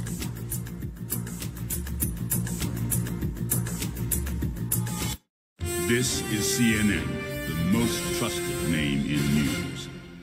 Congratulations to the CNN original series, United Shades of America with W. Kamau Bell, for winning at the 2017 Emmy Awards. I think it's side of that hotel. That is a riverfront hotel, but obviously the river is now on the wrong side of it. You can see, if you look to the right near the stop sign, some parking meters are almost completely submerged. And again, the water is still rising. The Jacksonville mayor said this morning that the water could still be rising 4 to 6 more feet. If that happened, it would be up to about here. And they're saying around 2 o'clock is going to be the highest water level around here. They wanted everybody out before, but you heard him telling people if you didn't get out in time to hang a white sheet, and they'll try to get you. A lot of people have already been calling for help. The last update, 600 calls so far. They don't have much of a breakdown in terms of how many of them were calling for rescues, but about 60 calls an hour since the water started rising. And again, it's still coming up, Shep. Peter Ducey in Jacksonville, back to him. 6 feet. I see the wind still howling there, Peter. The wind is howling, and Shep, the mayor, when he described this, he said this is a Category 3 surge. The storm didn't hit as a Category 3 here, but you look, the water, Shep, it looks like you're standing on the banks of a bay or of a river or of the ocean. It is coming in with so much force, and again, the level is still rising. We've been here about 90 minutes so far, and the water has moved a couple of feet. We haven't really seen a dramatic rise in terms of how deep it is here, but again, this is just one spot. There's a lot of places for the water to go. That is not the case. That is not what they're expecting in every residential area. There are a lot of residential neighborhoods that they want people out of. businesses don't seem to be that much of a problem because we have been driving all around and it doesn't really seem like there is anybody that's open. And the only people that are really out are a handful of police officers and some curious folks who came out as soon as the rain stopped. Yeah, flooding Charleston as we speak. First landfall in the continental United States on the Florida Keys and then made the turn onto Marco Island. A direct hit. The eye wall made a direct hit on Marco Island, and overnight and early this morning there was a lot of concern. How did that island survive? Did it make it through? All right, Levandera right now on Marco Island. Ed, the last time I saw you, I think, was here in Miami. Oh, the places you've gone since then. Now to where the storm made its first impact here on the west coast of Florida. Yeah, that was, it's been a wild 48 hours since we last saw each other, John.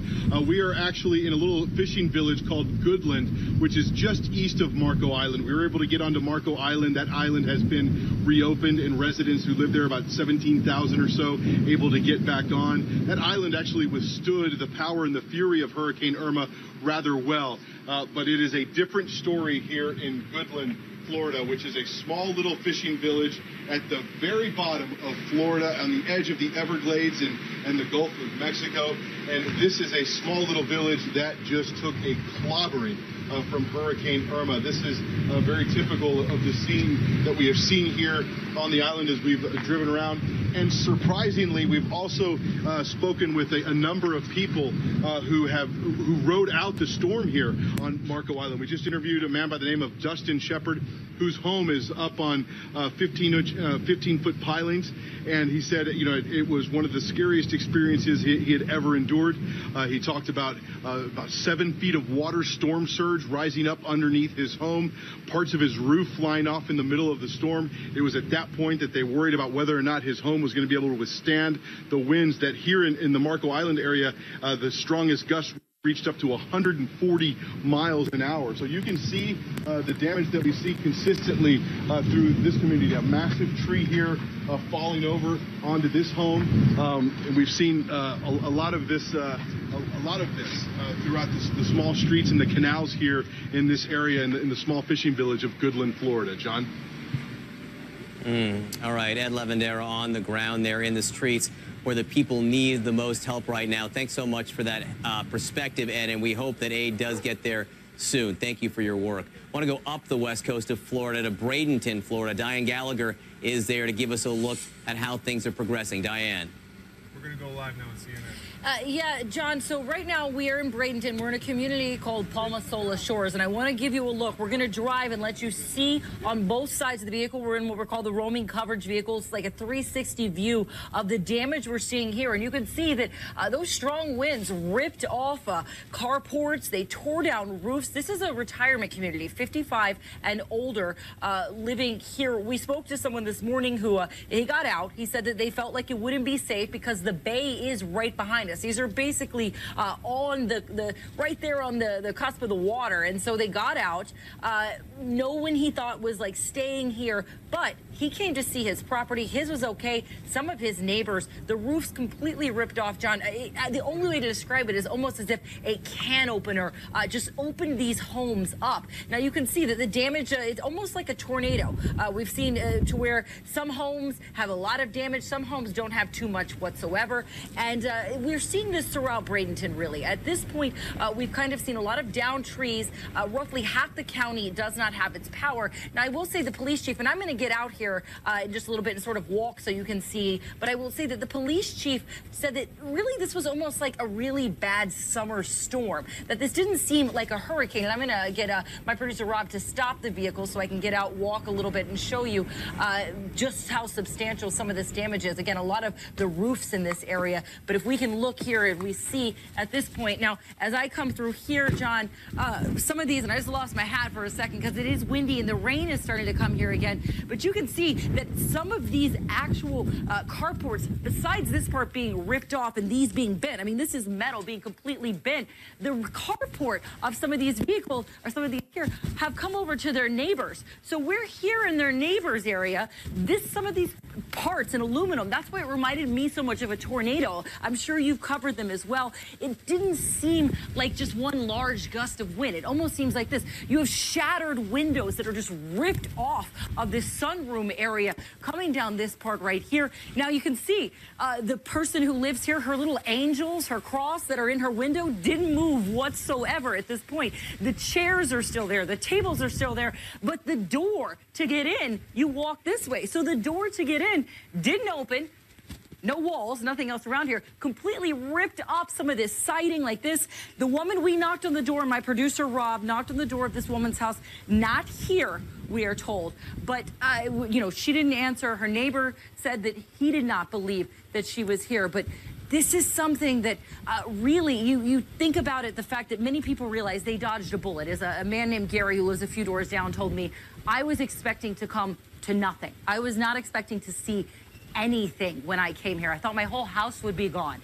And while he recognizes that what his neighbor is dealing with here is devastating and devastation, John, they thought it was going to be so much worse. So they have a lot to deal with.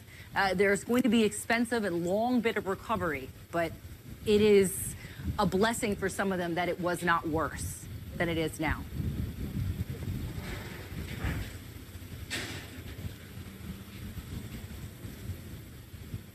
Hang on one second, I'm going to grab this microphone here to keep talking. One of the questions has been the 100,000 people who did evacuate, got to shelters. What is next for them? Many people want to know, when is it safe to go home? When can they try to return to their normal lives? They want to check on their houses, too. We'll be right back.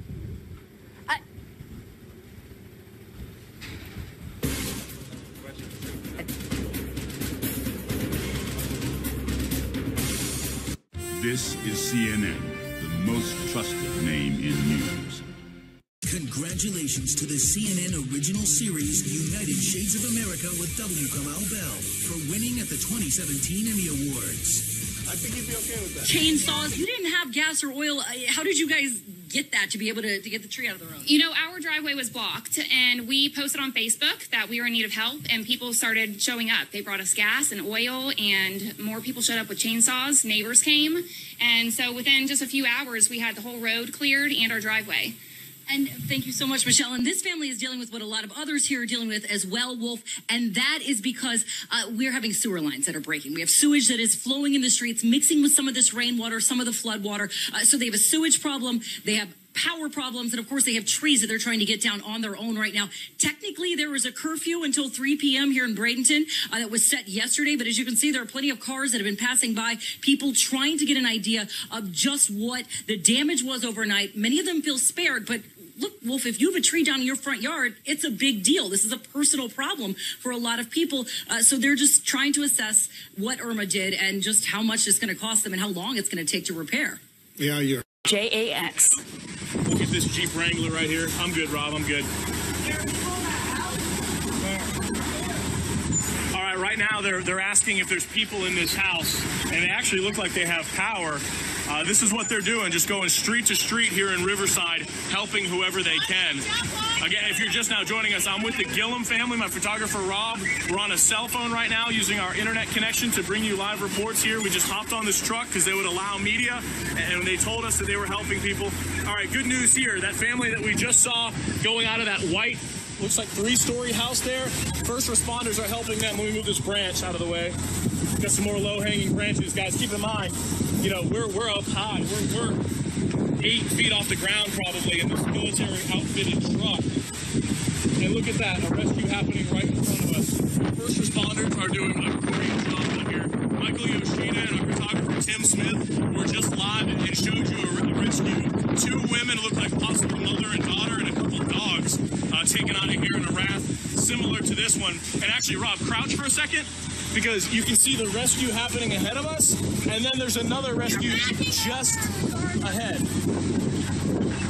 So this is truly remarkable. We're getting kind of a front row seat to see all these rescues happening, and then anyone else that needs help, as first responders are quite burdened and stretched thin through this, they can just jump in the back of this truck.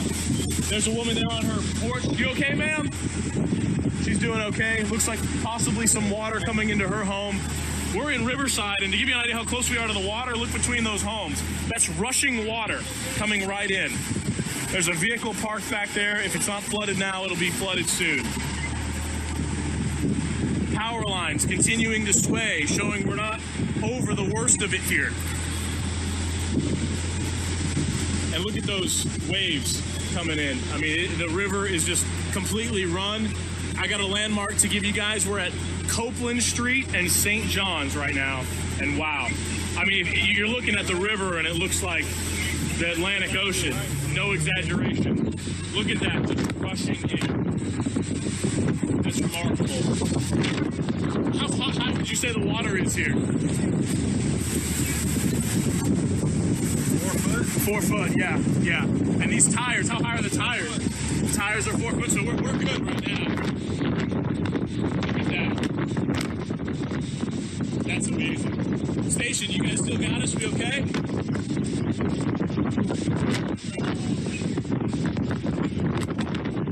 Wow. We're hoping if anybody's in these homes, they'll see us and just jump on the boat. The river is coming right into their property here. Look at it. Coming over that porch right there. That yellow home to our left. Look at that wave. Pummeling that tree. The worst of the river just coming in right now. These waves. You want to show them the edge here? So, take a look at these tires. Those are about 4 feet high. So we're okay right now, but any deeper, and we're going to have to put out of here as well. This is a large-scale, outfitted, military-grade truck we're on right now. Again, with the Gillum family, who just took it upon themselves. Oh, we have somebody? Okay. All right, guys, we're going to be backing up to help someone right now, so we're going to do our best to stay out of the way. Do you guys need this rope? I don't think so.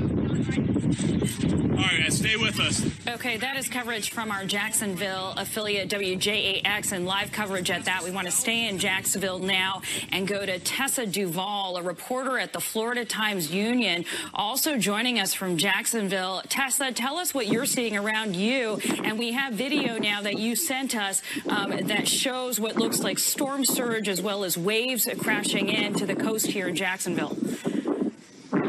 Yeah, hi, I'm here on the Jacksonville River Walk on the north bank. I am near where there are a lot of banks and other institutions that have their offices, and this is normally a quiet river walk where you see people running and jogging and enjoying being outside, and today it looks a lot more like the Atlantic Ocean than a river itself. Okay, and just to be clear to our viewers, this is actually what Tessa is seeing right now, what you're seeing on camera, these waves crashing up, what Tessa has just described as a river walk. Tessa, what are authorities telling you about the dangers that are happening right now? Is what we're seeing rainfall and the effects of that, or are we seeing what we had been warned about for a week, which is storm surge? Yeah, so we are coming up on high tide right now, so that's a big part of what we're seeing.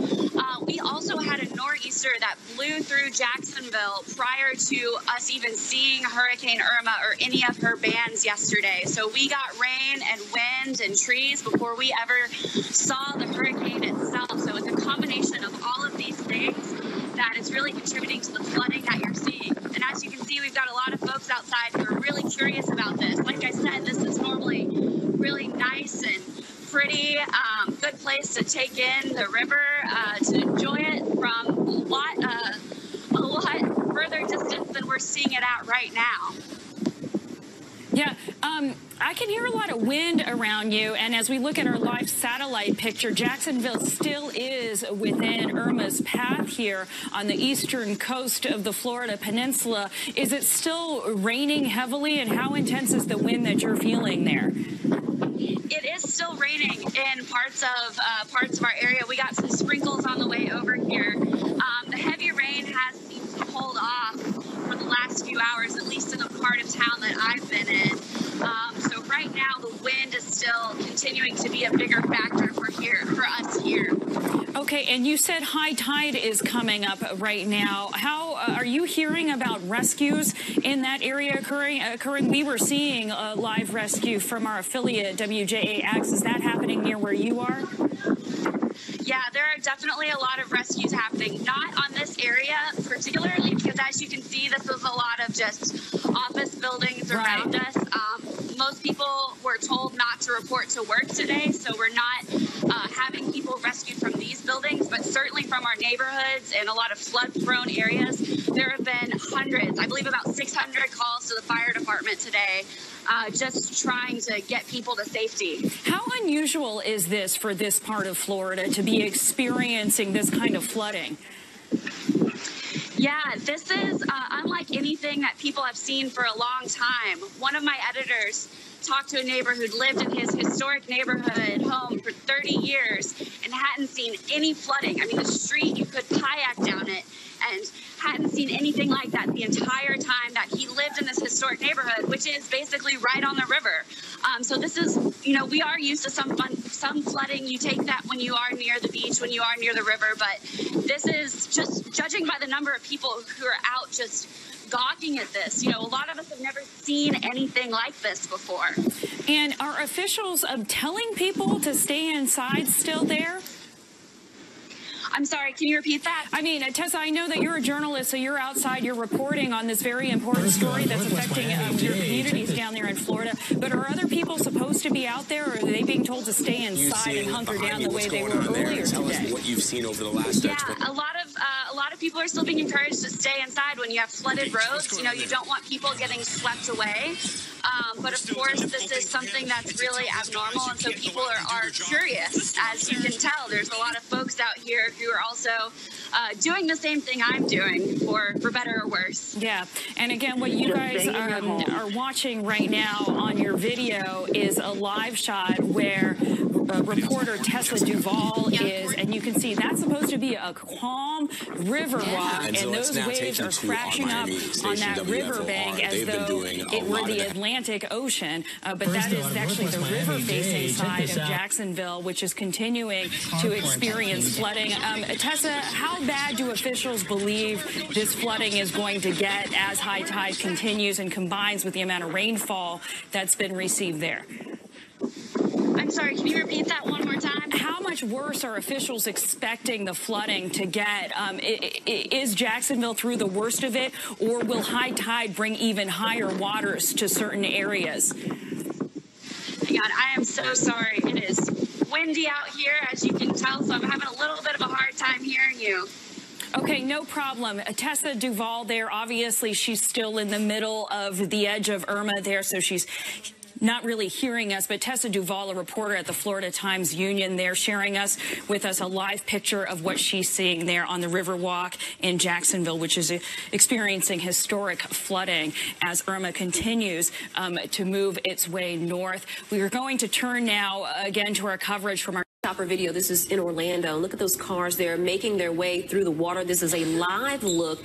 Shannon, where are we looking at exactly? Do you know what interstate this is that we're looking at? This is in the Orlando area. You can see some cars making their way through the water. A live look from the chopper right now. So, you know, again, this storm was wide, and it impacts from Irma are being felt all across our state right now. Tanika, this is, again, a live look from Orlando, and this is quite a bit worse than it was, and I certainly don't want to make any comparisons, but I will tell you, driving in today on 210 at I-95, not unlike this. They had the lanes closed off at the exit ramps because the water from the ditches and I would presume from the stormwater runoff areas had been overwhelmed, and so there were a couple of feet of standing water on 210 at the overpass of 95. So anybody getting off of 95 southbound could not get westbound or eastbound rather on 210, and anybody coming eastbound on 210 could not go northbound on 95. You could not go under 95 because it was a lake, and the ditches were full of water on 210, just like what we're seeing here in Orlando live. You see a car there, it looks like it probably got stalled out. Just this is happening up and down Florida, and that's the other thing to remember here. We're having historic flooding here, and Irma made its way all the way up our state. Millions of people without power, millions of people dealing with the very same things that we're trying to deal with here as well. Again, this is the Doctor's Inlet that we were looking at just moments ago, with Paige, just a different set of video here. We see that the swing set right outside the house is underwater. The water from St. John's is lapping up against this house, and we certainly hope whenever this was shot, as tide continues to rise, that it has not gotten higher and gotten into this house, but it is getting dangerously close there right now. Also happening in Clay County, a tree crashed through a home in Middleburg. Now, Romney Smith spoke to the owners who were rescued by a neighbor. Imagine falling asleep next to your wife, but in the middle of the night, you're woken up to a loud crash, and it came right through your home. This is the reality for a couple in Clay County. They woke up to this huge tree, not only waking them up, but crashing right through the middle of their home and trapping both the man and his wife. And if you're wondering how they got out, it's through a window. Follow me this way. This little window right here, the woman was able to be pulled out of by help from a neighbor, but they were unable to get the man out by themselves. So the male neighbor went out and got another man to help them out. One of the men lifted the tree. The other man pulled the guy to safety. And get this, he had just had knee replacement surgery.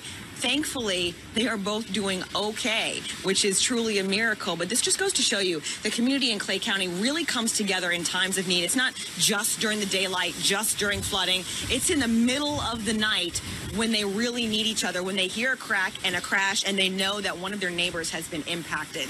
What makes the situation so dire is that this family did not have insurance for their home because they say it was too old and it was uninsurable. So tonight, they literally do not know where they're sleeping or how they're going to get their belongings out of their home, but they know they'll be okay because they tell me the Clay County community always pulls together in times of need. And if you're wondering why they weren't concerned or why they didn't think this would happen, they tell me that during Hurricane Matthew, this tree was perfectly fine. They say the difference is that Hurricane Irma saturated the ground with so much rainwater that it just loosened everything up and the tree fell over overnight. Again, I want to let you know that everyone who is inside that home, the man and wife, are fine. And they say that is what they're most thankful for. Reporting near Black Creek, Romney Smith, CBS 47 Fox. Go, Kevin. Well, when I checked in with you maybe 15, 20 minutes or so ago, we saw that boat over by this apartment complex over here, this brick building. It had parked over there, and we'd also told you that we'd seen some people bringing some plastic bins and several other items into that apartment complex. And I actually caught up with them a little while ago as they were being rescued from the boat. I actually want to show you some of the video from just a few minutes ago as JFRD brought them out on the boat. It was a family of 3 on that boat. I spoke with them. JFRD, or they had told me that they had actually taken some of their items and put them up on higher ground. Again, we know there's going to be high tide here, so the water will continue to rise, but you can just see them being taken in that boat. They'll actually be taking them to an intersection. We are trying to get to. The water is just so deep right now, but we're trying to get to that area where they're being taken, because when they get there, that's where they're taking a lot of people, and some of them may go to shelters, I'm being told. So, but I spoke with one JFRD rescuer. This is the big point here. Asked him if everybody was okay that he'd seen here in San Marco. He said yes. So that's certainly good news. As for their property, we're still waiting on talking to some people here. JFRD was going around knocking on doors just to see. I'm told we may have some sound now with some of the people on that boat. Let's hear what they had to say. I was walking with them, talking with them after they were rescued. How are you? That's what the most important thing. We're fine. Actually, I live down in Miramar, but my daughter and her best friend have an apartment here, and we came down to make sure everything was up on the second floor before the floodwaters rose all the way up. So mission accomplished, and these great guys are giving us a boat ride back. Yeah, because this water is disgusting, right? You don't want to even mess with it. So I can walk with you guys if you guys are. I know you guys have. Awesome. I'll move with you guys. Yeah. So you guys put everything up on the second floor, right? That's right. How many days ago did you do that? About 10 minutes ago. That's why we were down here. We were actually safe and sound, but we walked back down through this river to make sure that everything was up on the second floor, because we just didn't think it was going to come up 5 feet. Was this, if I can ask you guys real quick, was this more than you guys ever expected? Oh, for sure.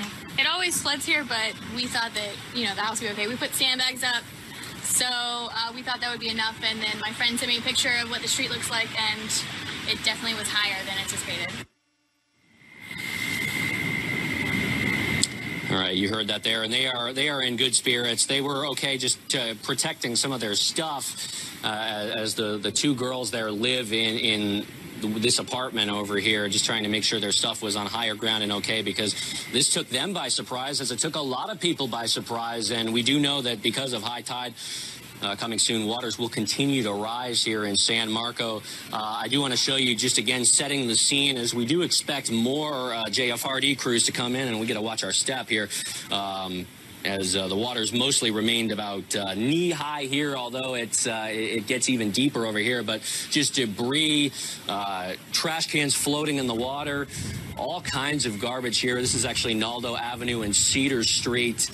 And again, the concern in areas like this and downtown as well is that water levels will continue to rise with high tide coming soon. And we'll keep you posted. We're trying to get to those areas where more people are being rescued to make sure they're okay. And when we learn more, we'll bring that to you, of course, on air and on social media and on our Action News Jax mobile app. But for now, we're live in San Marco. Kevin Clark, CBS 47, Fox 30, Action News Jax. Now, Now that it's starting to clear up a little bit, we're starting to see the after effects of what was Hurricane Irma. Take a look at this. I am standing in the middle of the Ramona Street, about, calf-high water. This gas station behind me has completely flooded. There are cars submerged over there in that parking lot. It is really amazing to see. I've seen cars trying to drive through this. Would not recommend doing that. Got to be careful where we step. There's looks like a little part of a sidewalk here, TJ, so if you walk over this way, do not trip. I've seen trucks trying to go through this as well. They might fend off a little better in these types of conditions. There's a little sewer grate here. TJ, walk this way over here with me. Take it slow. This is unbelievable. There is a bench right here. I'm getting water all in my boots. If I sit on this bench, I'm basically sitting in water. This is how high it is. It is crazy to see. Walk over this way with me, TJ. You have people just walking out here, taking in the sights after Hurricane Irma. All right, you're all right. Come this way. There's some grass, I think I feel a sidewalk right here. I don't even know what I'm stepping on. Come on, keep coming with me. You see these cars back here? I want to check and make sure no one's in there. Might take us a little bit to get there. Come on, TJ. Keep on coming. Oh my goodness, it's just filling my boots. I've committed. I'm already in the water. Come on. Hey there. Be safe. What is this? Is this a door? Or is this plywood? What is this?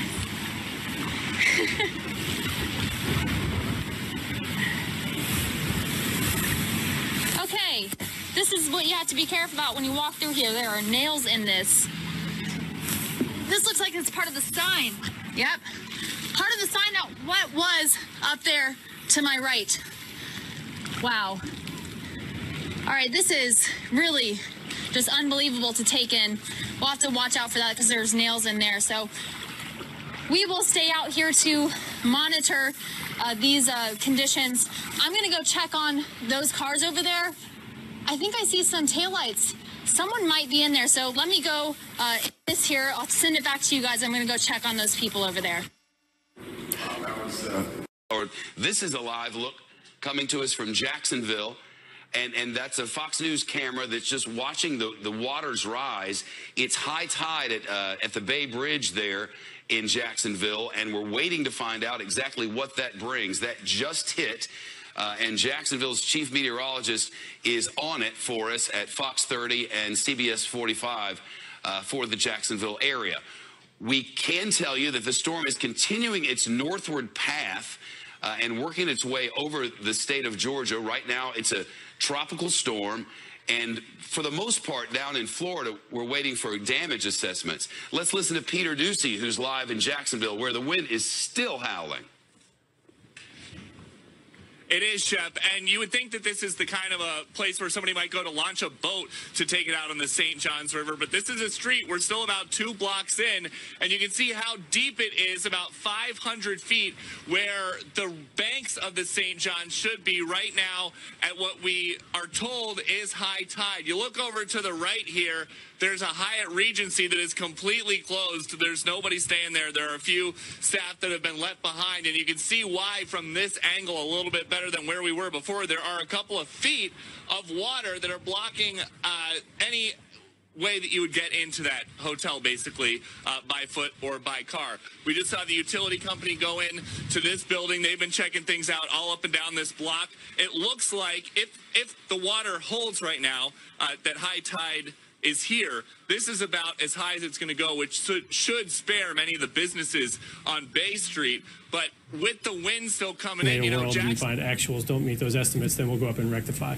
With respect to flood insurance, we'll see how many claims come in, but the flood insurance program had $8.6 billion roundabout available to it. If claims exceed that amount, we'll go up and ask for the cap to be raised. Sir. I was hoping you could drill down a bit more on the efforts to evacuate Americans in the Caribbean. You described the military mobilization. I know that the State Department has stood up a task force. They're working around the clock in their operations. Can you assess those efforts, and can you give a message to Americans who are right now in dire straits in the Caribbean who might be listening to this? What should the expectation be for an evacuation? How soon can the Americans get the Americans out? Well, I'm preaching caution to make sure people understand that this is an ongoing effort and that there's still going to be long, painful days ahead. I am doubling down on my assertion that this is the best integrated, full-scale response effort in our nation's history. That includes the U.S. Virgin Islands and Puerto Rico and non-U.S.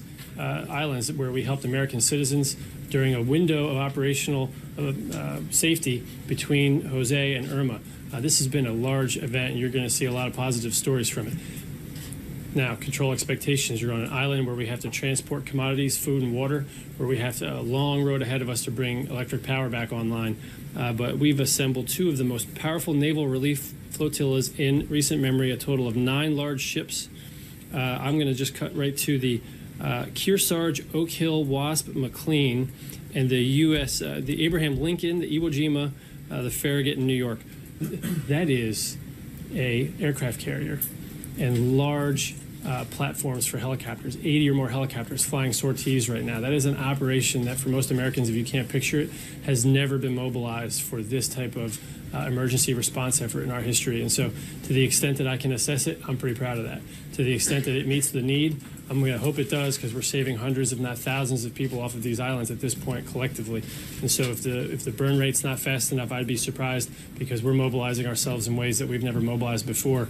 And Governor Mapp, the President of the United States, and the Governor of Puerto Rico, Rosello, were all very pleased in their phone calls today. So I'm in no better position from this podium than they are from their locations to assess it as a positive outcome. So, quick question, talking Tom. With so many people who evacuated from the Keys and given the level of destruction there, any time estimate on when people might be able to return to the Keys? The Keys are going to take a while. We have not assessed the structural integrity of the bridges there. There's some early reason to believe that some of the drawbridges that were up may or may not have been bent. And so restoring those is going to take some time. That Route 1 is a large, expansive bridge, essentially. All of the undergirding there has to be examined for structural integrity. I would expect that the Keys are not fit for reentry for regular citizenry for weeks. If that's wrong and I'm wrong, then fine, then let the local officials bring you in. But I would set that expectation pretty broad right now. And I would say that for the people that chose to stay, they had every warning to leave. We hope that they took that warning, and those that didn't, we're going to get back down there as soon as we humanly can. And right now we don't know. We had 3 or 4 overflights today. I talked to the FEMA administrator just before coming out here, and he is not certain yet that we've had a good overflight assessment of where all those people might be. Neither of us would be surprised if lives were lost, but neither of us would be surprised if the responders are going to get down there aggressively. So we're doing everything we can to help them. So I see Sarah. I'm gonna actually end on that if I could, and end where I started. Today is the day of solemnity and remembrance for 9/11.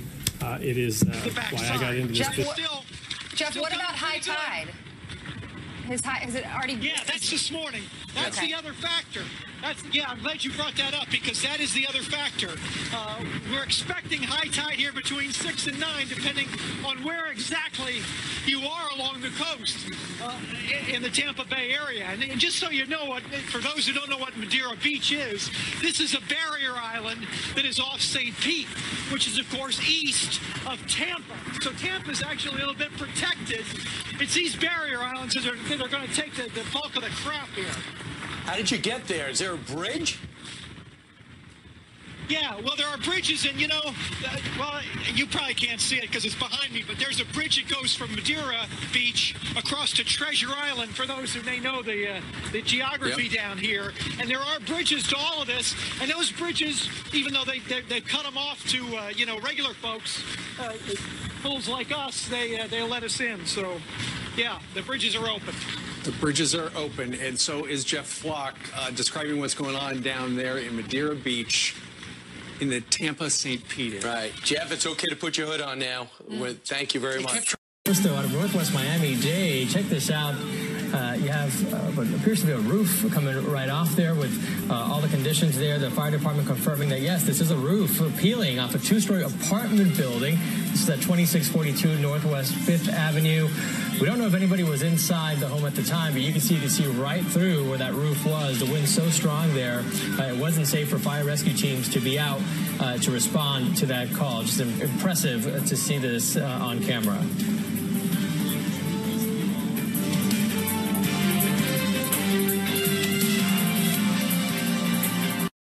Tell us about where you are and what's happening there. We're in Tampa. We're on Bayshore Boulevard and Delaware Avenue. And take a look back here at the bay because it's getting pretty rough out here. And I'll tell you guys, just from eyeballing it, we've seen the water rise about 1.5 feet in the last few hours. We did go through high tide earlier this morning. And, of course, all we've been talking about is the storm surge. And you heard Janice mention the storm surge over and over again this morning as well. So if this area is going to flood, it's going to be because of this right here. So we're keeping an eye on it. But I want to actually show you guys video that we shot yesterday. If we can take a look at that. It's from the bay. And I posted it on Twitter. It went crazy viral because people could not believe what they were looking at. The bay was dry. I mean, and not just a small portion of it, a lot of it. And I called Janice yesterday and I said, please explain to me what is going on, because people were walking around saying, I've never seen anything like this here before. And Janice said because of the way, the direction of the winds from Irma, it was pushing everything out of the bay. And that water obviously now back in here. So the concern at this point is going to be flooding. We've seen a little bit of localized flooding this morning, just on street corners, things like that. Nothing too major, but we're going to keep an eye on this because as people wake up this morning, they could still be seeing some flooding. Even though it hasn't happened yet, it doesn't mean it's not going to. So guys, will certainly keep you posted on that. And the winds are picking up a lot. It's been kind of off and on throughout the morning, but it's raining and it's still windy here in Tampa. I'll send it back to you. And Jillian, you know what? I'm watching it go up just in your conversation. Now the waves are getting high, going through the barrier there. Yes, they are. If you can go ahead and go off me there and just show that. We are starting to just see in the last maybe 20 minutes some waves crashing up here. And yesterday I talked to a resident who was out walking his dog, and he said, I've seen waves come up here a couple feet high. Yeah. So that's not unexpected. That's not unusual in this area. The problem is with the storm surge, you just don't know how much you're going to get right now. That's the big question. All right, Jillian, thank you very much. Jeff Flock is live in Madeira Beach, which is not far from where she has been standing. And Jeff, we've had some problems with your microphone. We're hoping this goes okay. Yeah, we're the old-fashioned way. We got cable here. The cable always works. That'll cure the problem. None of this wireless stuff. I was listening to what Jillian had to say about the water out and now back. I'm going to give you a perspective of that. That's why I'm walking up here to the top. Now we got sun up a little bit, and you can see that's the Gulf. This is the pass. This is just one of the means by which the water comes past the barrier islands into the bays of Tampa Bay and the rest. Now that water that was washing out is now in the process of washing back, and it's kind of washing machine effect. You can see some of it crashing against the rocks here. Other of the water, you can see the current moving back in. The question is, how much water gets pushed back into the storm? Hopefully not too much, but It still remains to be seen. We're now at about the kind of levels that you would typically see on a typical day. The question is, does this water get pushed enough to cause flooding? Even if it does, hopefully not as much as we would have expected. So probably still first responders out. I want to let you know, by the way, these guys never came off. The guys in Madeira Beach, they continued to patrol all night. Is that a ghost town, Jeff? Oh, yeah. Bobby, can you come this way? If you hang your... Sorry, see, we got cable now. This is like the old days. If Bob's able to hang his head out the side, do you see anything there? Not a doggone thing. That's that place over there has a big generator. Beach Place has a generator. That's the only power that you see. Occasionally somebody will have a generator and you can see that, but beyond that, total ghost town. That's off to the left, Bob. That's Treasure Island over there. This bridge joins the two. That also ghost town. You know, when you're on a barrier island here, you know, if you're in Tampa, you might say, oh, I think I'll stick it out. If you're on a barrier island, you're saying, you know what? We'll come back on a nicer day. You know, even in a hurricane, the place is beautiful. Yeah, I mean, I know the surge continues, but I was expecting, Jeff, to see just all of those roads, all of those docks completely underwater. I was expecting to see a lot of like what we saw in Harvey.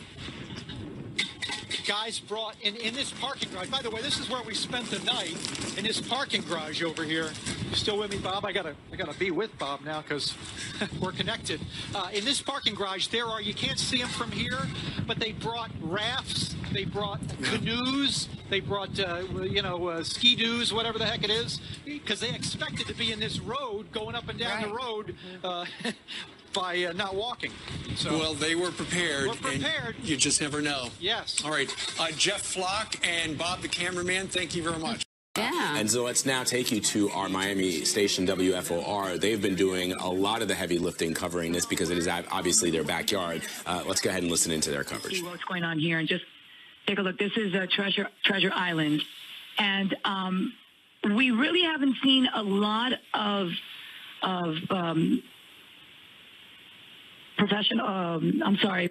police officers clearing the road. It was just that one in North Miami Beach, but I'm sure that now that the sun has come up, we will definitely be seeing a lot more of them. And Maribel, just talk about some of the conditions you encountered. I know you've been driving around there in that northeastern part of the county there, but tell us what you were dealing with as you made your way from the northwestern part here in Doral, and you had to cross over. It looks like you're running into some flooding there, so be careful. Yeah, there's a bump here. There's a bump here on the road.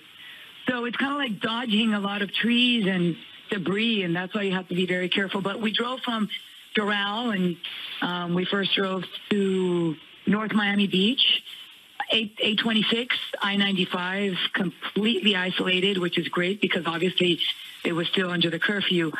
Then we went to Aventura. We went to Aventura Mall. They were clearing the storm drains there. Still a lot of downed trees.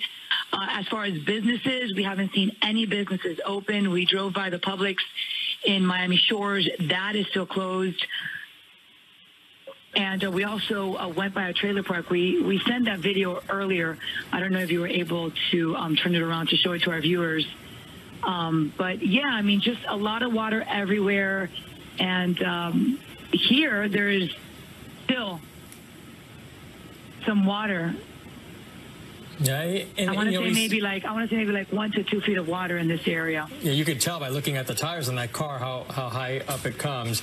And we've seen some cars as you drive around also out there. Have you seen any people, just out of curiosity, walking around? I imagine that this was part of the area that was evacuated for the storm. Well, you see there's a resident right there. I don't know if she stayed or if she's just getting home. It seems she's assessing the damage, but you can tell that the water. Look at the water lines on the garage. I don't know if you can see from here where it went up. I would say maybe like 2 feet of water. Hi, good morning.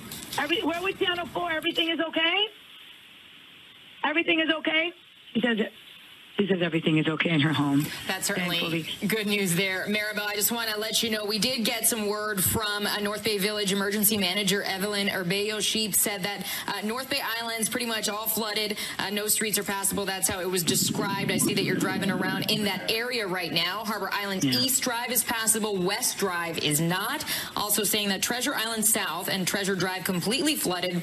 Adventure and Hispaniola Avenue. Right now. Yeah, and that's flooded as well. And East Treasure Drive partially flooded. Now, North Bay Village wants to know and let all the I think general that's something probably for DOJ to look at, not me. I'm not an attorney.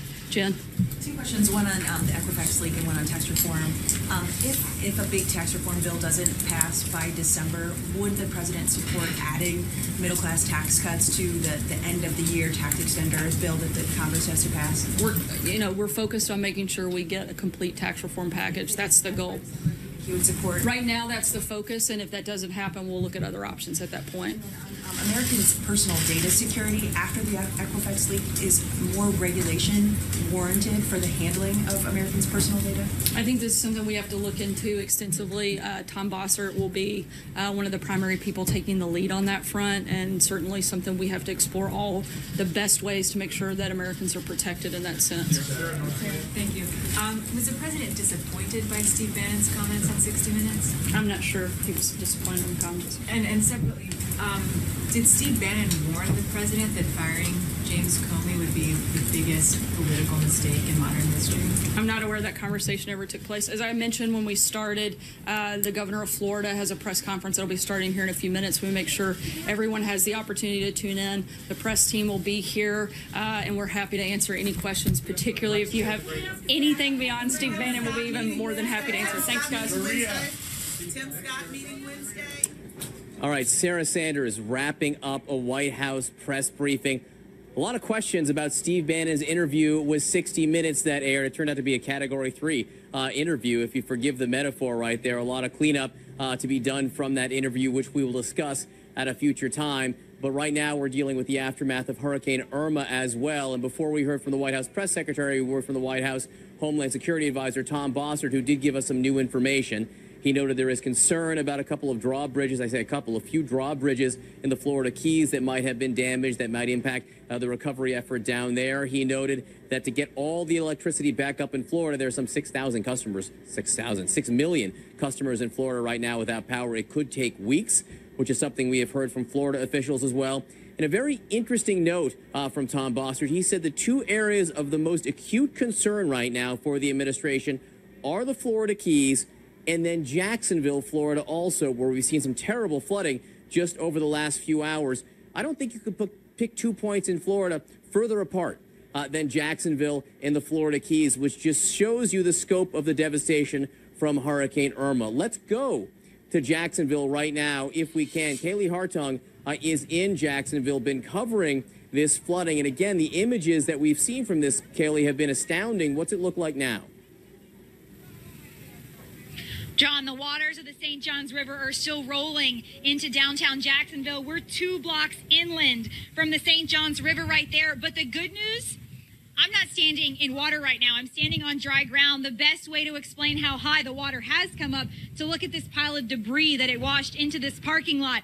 But the water's still very much a threat here. High tide was at 2 o'clock. We recognize that would be the height of the concern here. That time has come and gone, and it is a good sight to see these waters beginning to recede, but we all know how quickly these scenarios can change. The advice local officials are giving is go up, not out right now, but plenty of people not heeding these warnings all around me. I mean, this is about as busy as we've seen it outside. Children, families getting a look still at these waters rolling into downtown, but officials say unless it is essential, you should continue to shelter in place. Do not leave your homes. Do not get on the roads. There is just no need while these floodwaters are so unpredictable at this time. What we're encountering here in downtown Jacksonville, right outside the Omni Hotel, a lot of people who came here from elsewhere, from Boca Raton, a family right over here, from Hollywood, Florida, from Ponte Vedra, from Jacksonville Beach. They came here to downtown Jacksonville thinking this would be a safe place to shelter,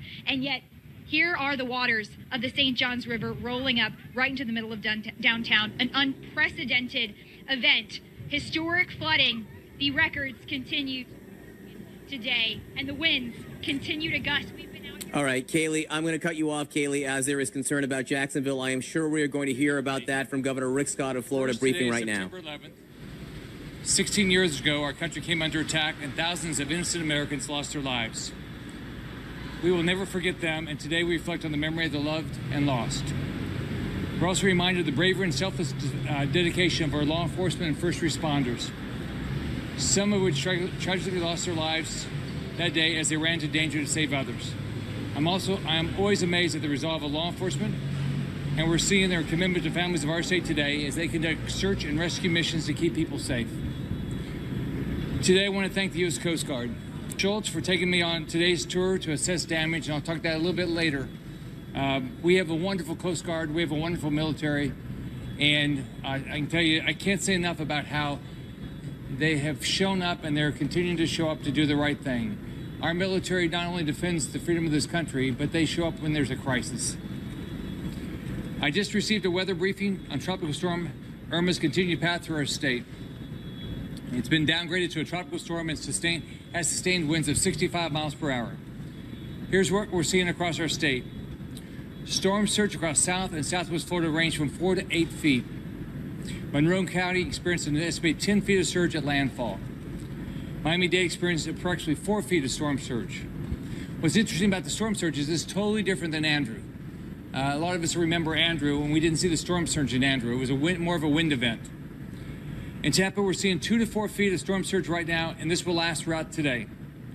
We're seeing surge of 3 to 6 feet along the Big Bend. And if you remember, the Big Bend and further in the Panhandle last year, and Irma got significant storm surge, and we saw a lot of damage.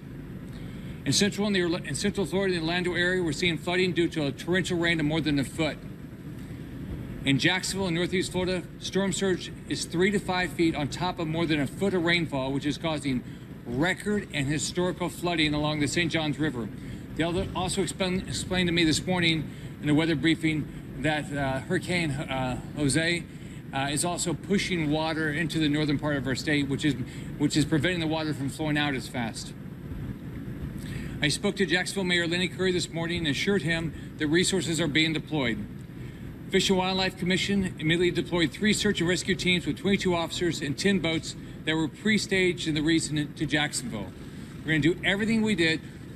The way I look at it is, as governor, and all of us think this way, we want to keep everybody safe through this storm, and want to keep everybody safe back after this storm, and we get everybody back to a normal life as quickly as possible. We've also deployed a 25-person team from the State Emergency Operations Center to the Emergency Operations Center in Putnam, Duval, and Clay counties in response to this historic flooding. We will continue to send resources to Jacksonville and any other community in need. Rainfall exceeding a foot in many communities in Northeast, Central, and Southwest Florida. Fortunately, the heaviest rain has cleared the state. However, this rain caused flash flooding in Northeast Florida. Rivers across the state continue to rise, and standing water remains an issue over the entire peninsula. The biggest threat for this week as Irma leaves Florida will be river flooding, and most of that's going to be in the northern part of the state. Stay attuned to local advisories for river flood watches and warnings. Families in Southeast and Northwest Florida, as well as the Tampa Bay area, need to be especially vigilant as local rivers could remain at flood levels into this weekend. And we generally see that in the I-4 corridor north. The heaviest winds have now left Florida, but the entire peninsula experienced at least tropical force winds with hurricane gusts being felt as far east and north as Jacksonville. Thankfully, the threat of tornadoes has diminished.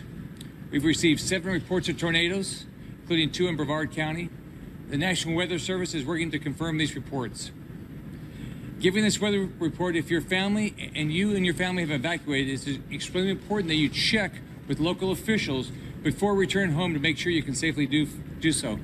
Don't go back. Don't think just because this thing packed you can run home or passed you can run home.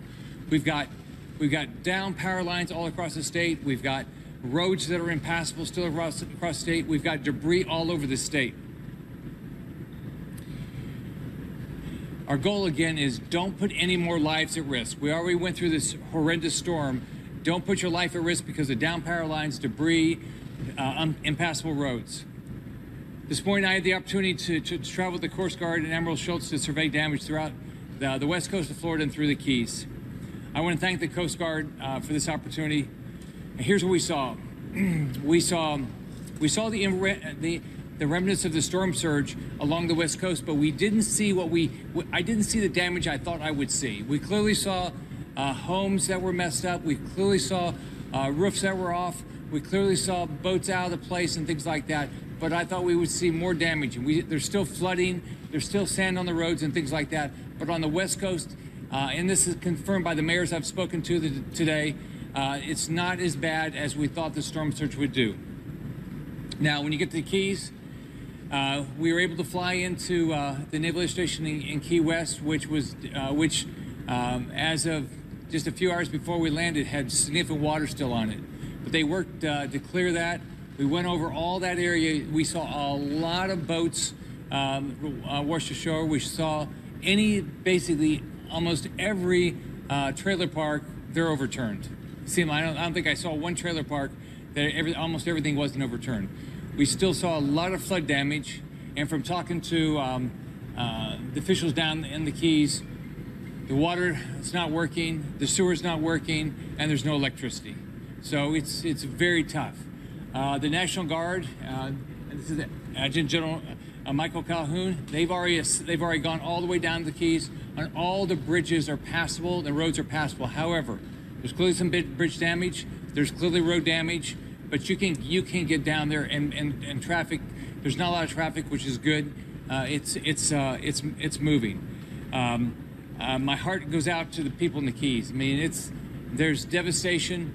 And you know, I just hope everybody survived. It's horrible what we saw. I know for our entire state, but especially for the Keys, it's going to be a long road. There's a lot of damage. I know everybody wants to get back to normal. I know everyone wants to get started, but again, you got to be patient. You got to get the first responders in the Keys. We got to get the water going again. We got to get electricity going again. We got to get the sewers going again. It's going to take a lot of time. I can tell you, everybody at the local level, the state level, and the federal level, everybody's working hard. Our brave members of local, state, and federal law enforcement, the National Guard, military members have been working around the clock to save people alive. We've got rescue teams with all sorts of equipment trying to make sure we don't have we don't lose anybody. If anybody's in harm's way, you can call your local law enforcement. You can call the state emergency hotline, which is 800-342-3775. Somebody will show up. We're working with FEMA. I can tell you the White House has been outstanding. I talked to President Trump 3 times yesterday.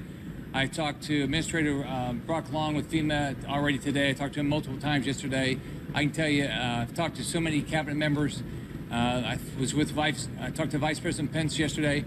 The White House and everybody at the federal level is showing up, and they are going to. My belief is they're going to show up and they're going to do everything they can.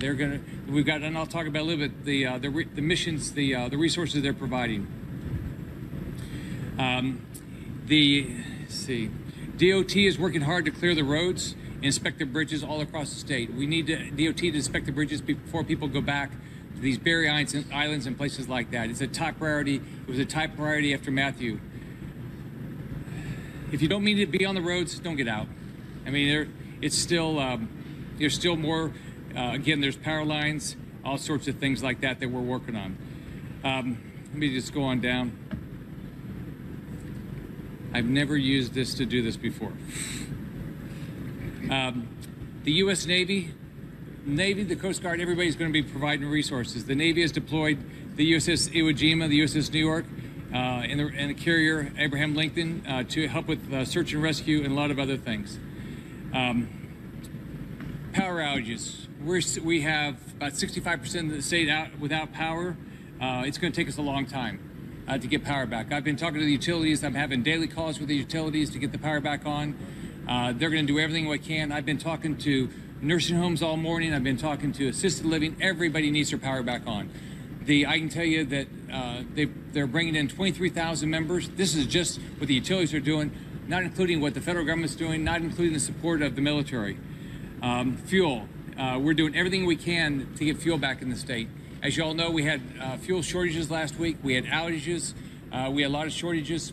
The two big ports are Tampa and Port Everglades. Both of them have fuel in their tanks that they had to have in the tanks during the hurricane. We're getting that out through our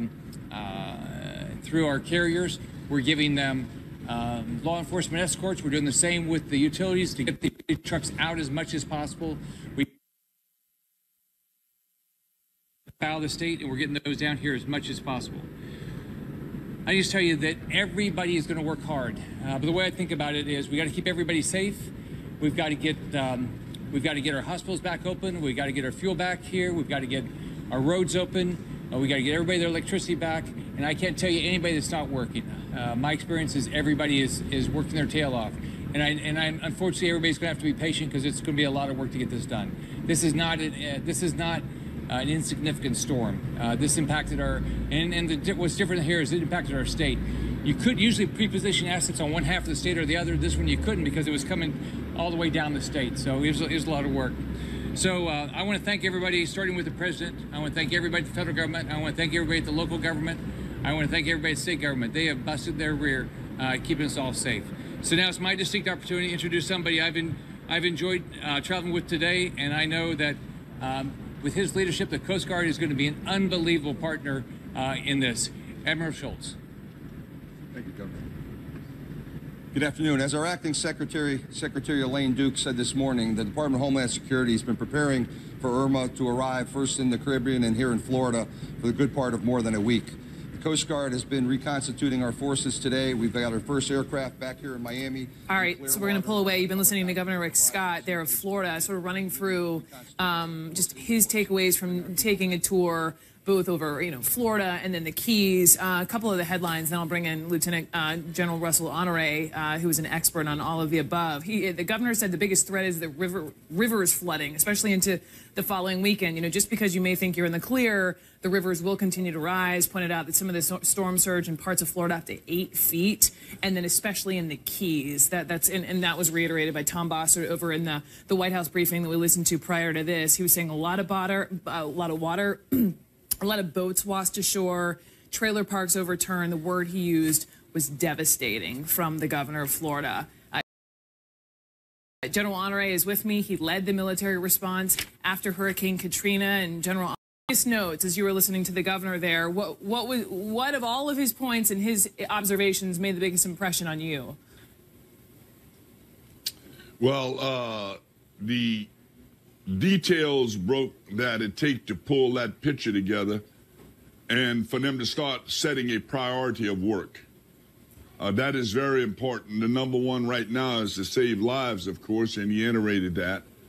But then to start waiting, and this is where the state and the federal government will get the real test, because there will be places and populations that will not be able to remain in their current location beyond a couple of days. How do you mean? Locations where you have large numbers of elderly people that require extensive care that have been dislocated to shelters. And those shelters may not have power right now. I would suspect there will be a relocation starting with some of the people in the Keys, particularly those that were elderly and sick that did not displace before, to air medevac them out. So the second phase of this search and rescue, after the assessment is done, will be to take a look at the selective evacuation that needs to take place. You can't maintain that large number of people with bottles of water and with a few generators. Now, you can bring some of the infrastructure up in the Keys, like a hospital. You can take, so Prime Power can take some BFGs and their big facility generators and bring those systems back online. But I think in the next 12 to 24 hours, we may start seeing some selective evacuation out of the areas that you can't sustain large populations in. But it's going to take them at least rest of the day to assess where those are, Brooke.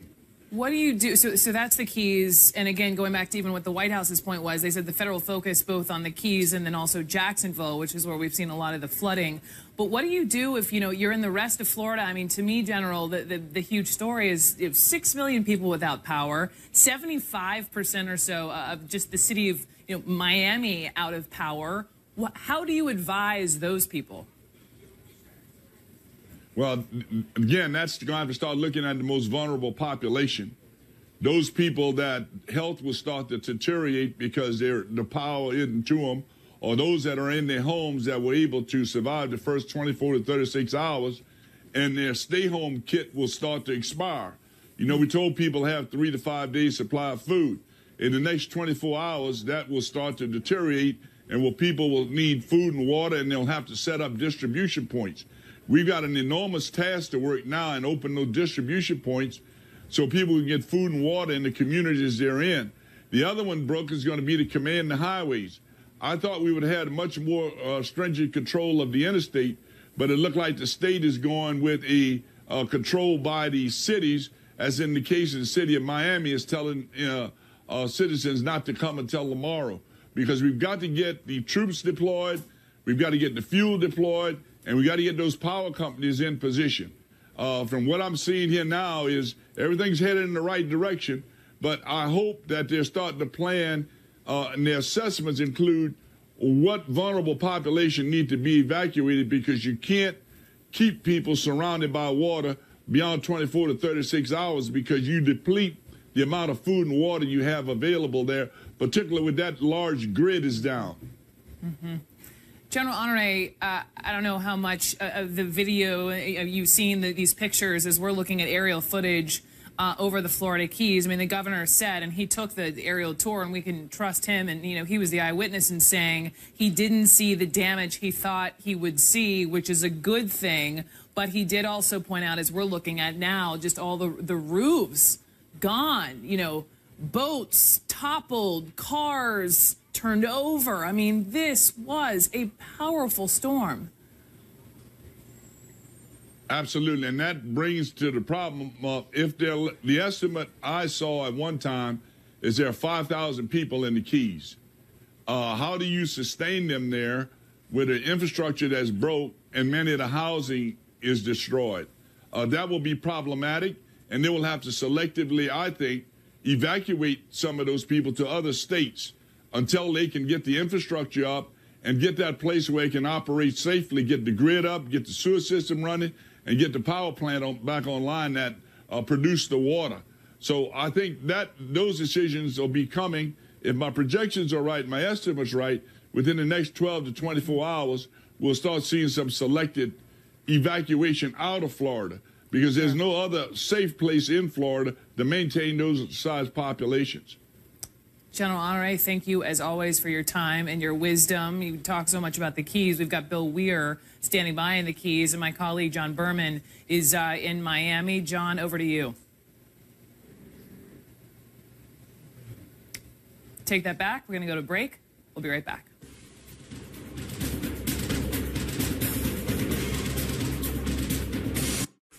You guys video that we shot yesterday, if we can take a look at that. It's from the Bay, and I posted it on Twitter. It went crazy viral because people could not believe what they were looking at. The Bay was dry. I mean, and not just a small portion of it, a lot of it. And I called Janice yesterday and I said, please explain to me what is going on, because people were walking around saying, I've never seen anything like this here before. And Janice said because of the way, the direction of the winds from Irma, it was pushing everything out of the bay. And that water obviously now back in here. So the concern at this point is going to be flooding. We've seen a little bit of localized flooding this morning, just on street corners, things like that. Nothing too major, but we're going to keep an eye on this, because as people wake up this morning, they could still be seeing some flooding. Even though it hasn't happened yet, it doesn't mean it's not going to. So guys, we'll certainly keep you posted on that. And the winds are picking up a lot. It's been kind of off and on throughout the morning, but it's raining and it's still windy here in Tampa. I'll send it back to you. And Jillian, you know what? I'm watching it go up just in your conversation. Now the waves are getting high, going through the barrier there. Yes, they are. If you can go ahead and go off me there and just show that. We are starting to just see in the last maybe 20 minutes some waves crashing up here. And yesterday I talked to a resident who was out walking his dog, and he said, you know, I've seen waves come up here a couple feet high. So that's not unexpected. That's not unusual in this area. The problem is with the storm surge, you just don't know how much you're going to get right now. That's the big question. All right, Jillian, thank you very much. Jeff Flock is live in Madeira Beach, which is not far from where she has been standing. And Jeff, we've had some problems with your microphone. We're hoping this goes okay. Yeah, we're the old-fashioned way. We got cable here. You know, the cable always works. Yeah, that'll cure the problem. None of this wireless stuff. I was listening to what Jillian had to say about, you know, the water out and now back.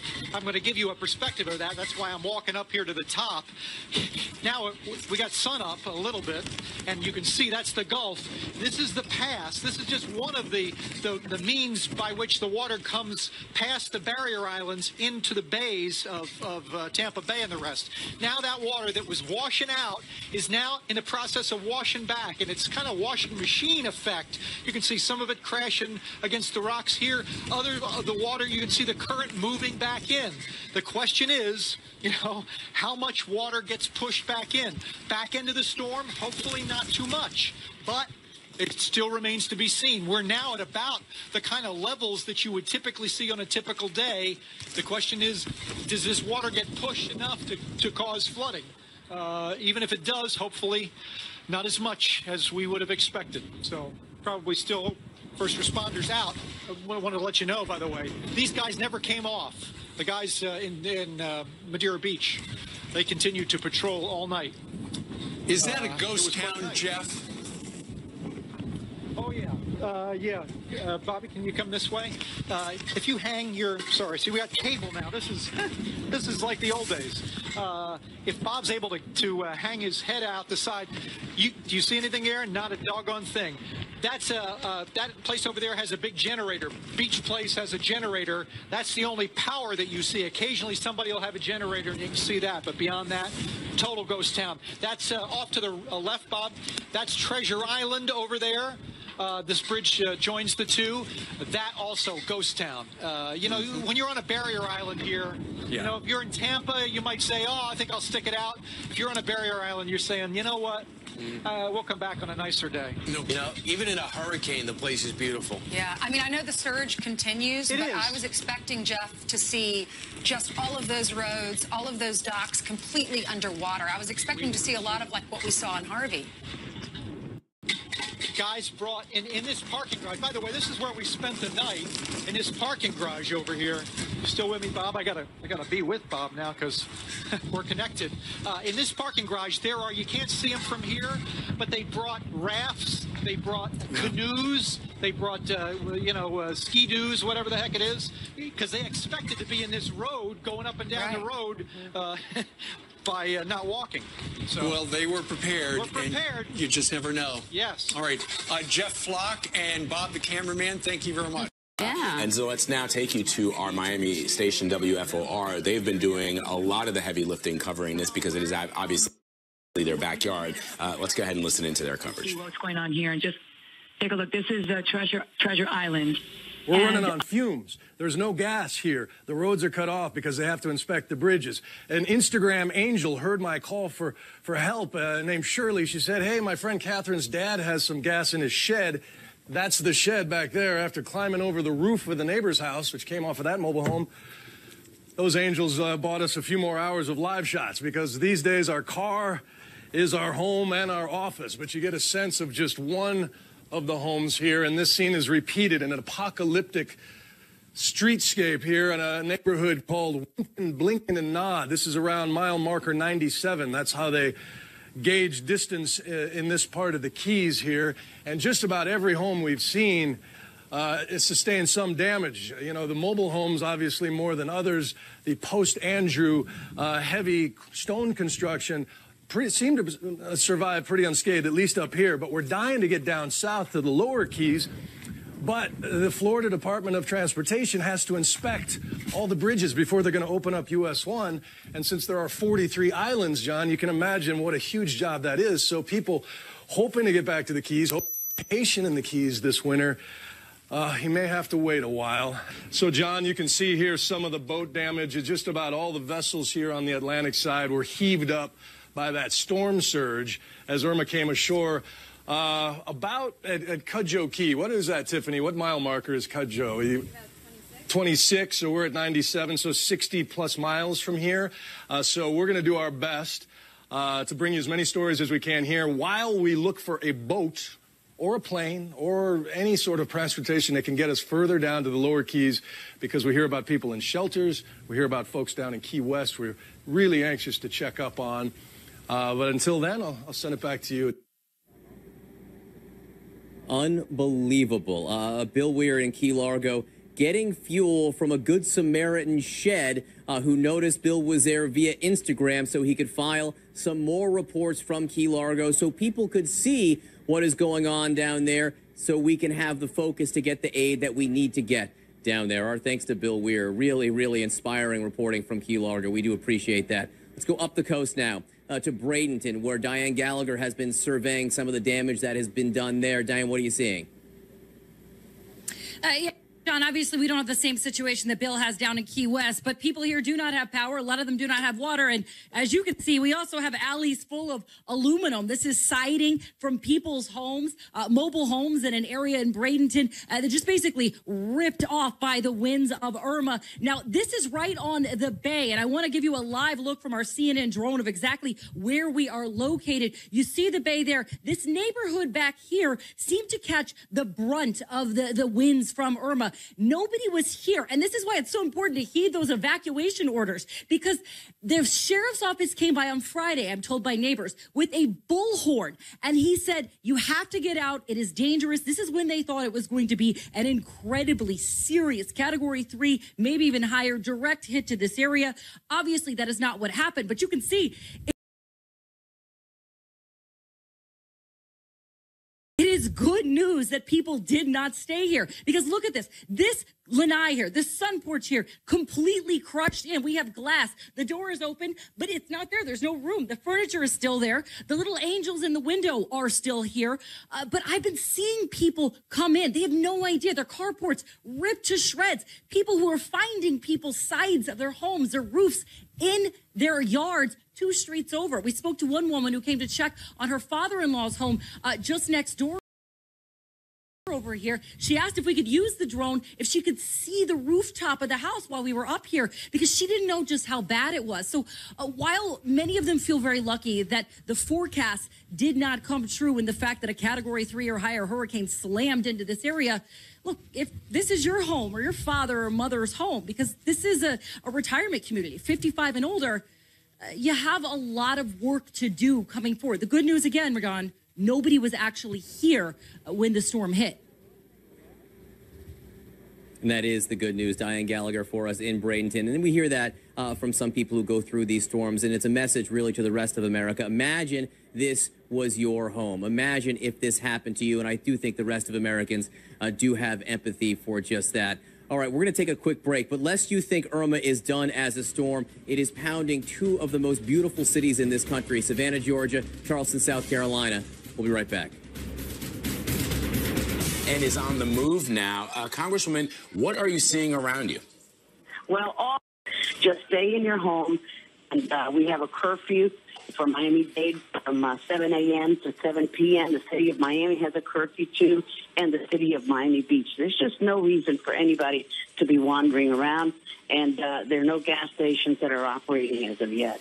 Well, Congresswoman Rose Leetman, we thank you so much for spending some time with us to talk about this.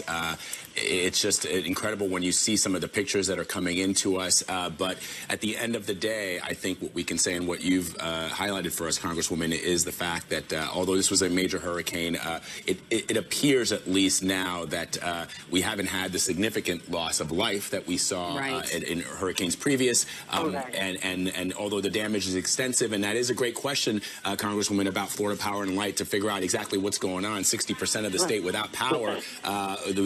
We knew this hurricane was coming for about a week, so that'll be an interesting question to dig into. But Congresswoman Ileana Rose Leetman, we thank you so much for spending. Well, we finally finally made it here. It took us quite a while to get here from our hotel in Naples. We went over the bridge, came a little bit down South Collier Boulevard, and we were greeted with this, a big tree blocking the road here. And when we first pulled up, we thought it was just this tree, but Prina, if you come a little further, closer over here, we'll show them. It's not just one tree. Look, the whole road is covered in these trees right here. It's just an incredible sight to see, just to see how strong Hurricane Irma really did come through Marco Island. Now, I'm sure you guys have all seen the videos that have been sent in from viewers here during the storm last night. As you can see, it's still very dark here, and we just arrived, so we're still not able to see a lot of the damage, but this is, of course, what we saw when we first showed up here. Now, it is starting to get a little bit lighter, so we're going to be able to get a better look shortly, but I can tell you we are hearing an emergency siren over here at a condo building. Of course, power is out here, so that could be why we're hearing that. And there were Marco Island police right at the bottom of the bridge there that were telling us to be very careful.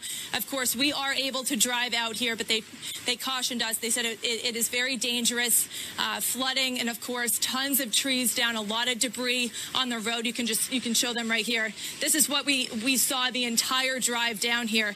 And actually, I shot some cell phone videos so you guys could see it if you want to pull that up now, just in our drive here. I'll try to remember the streets we were on. My photographer might have to remind me, but we were on Airport Pulling Road, we were on 41, and then Collier Boulevard in order to get here to Marco.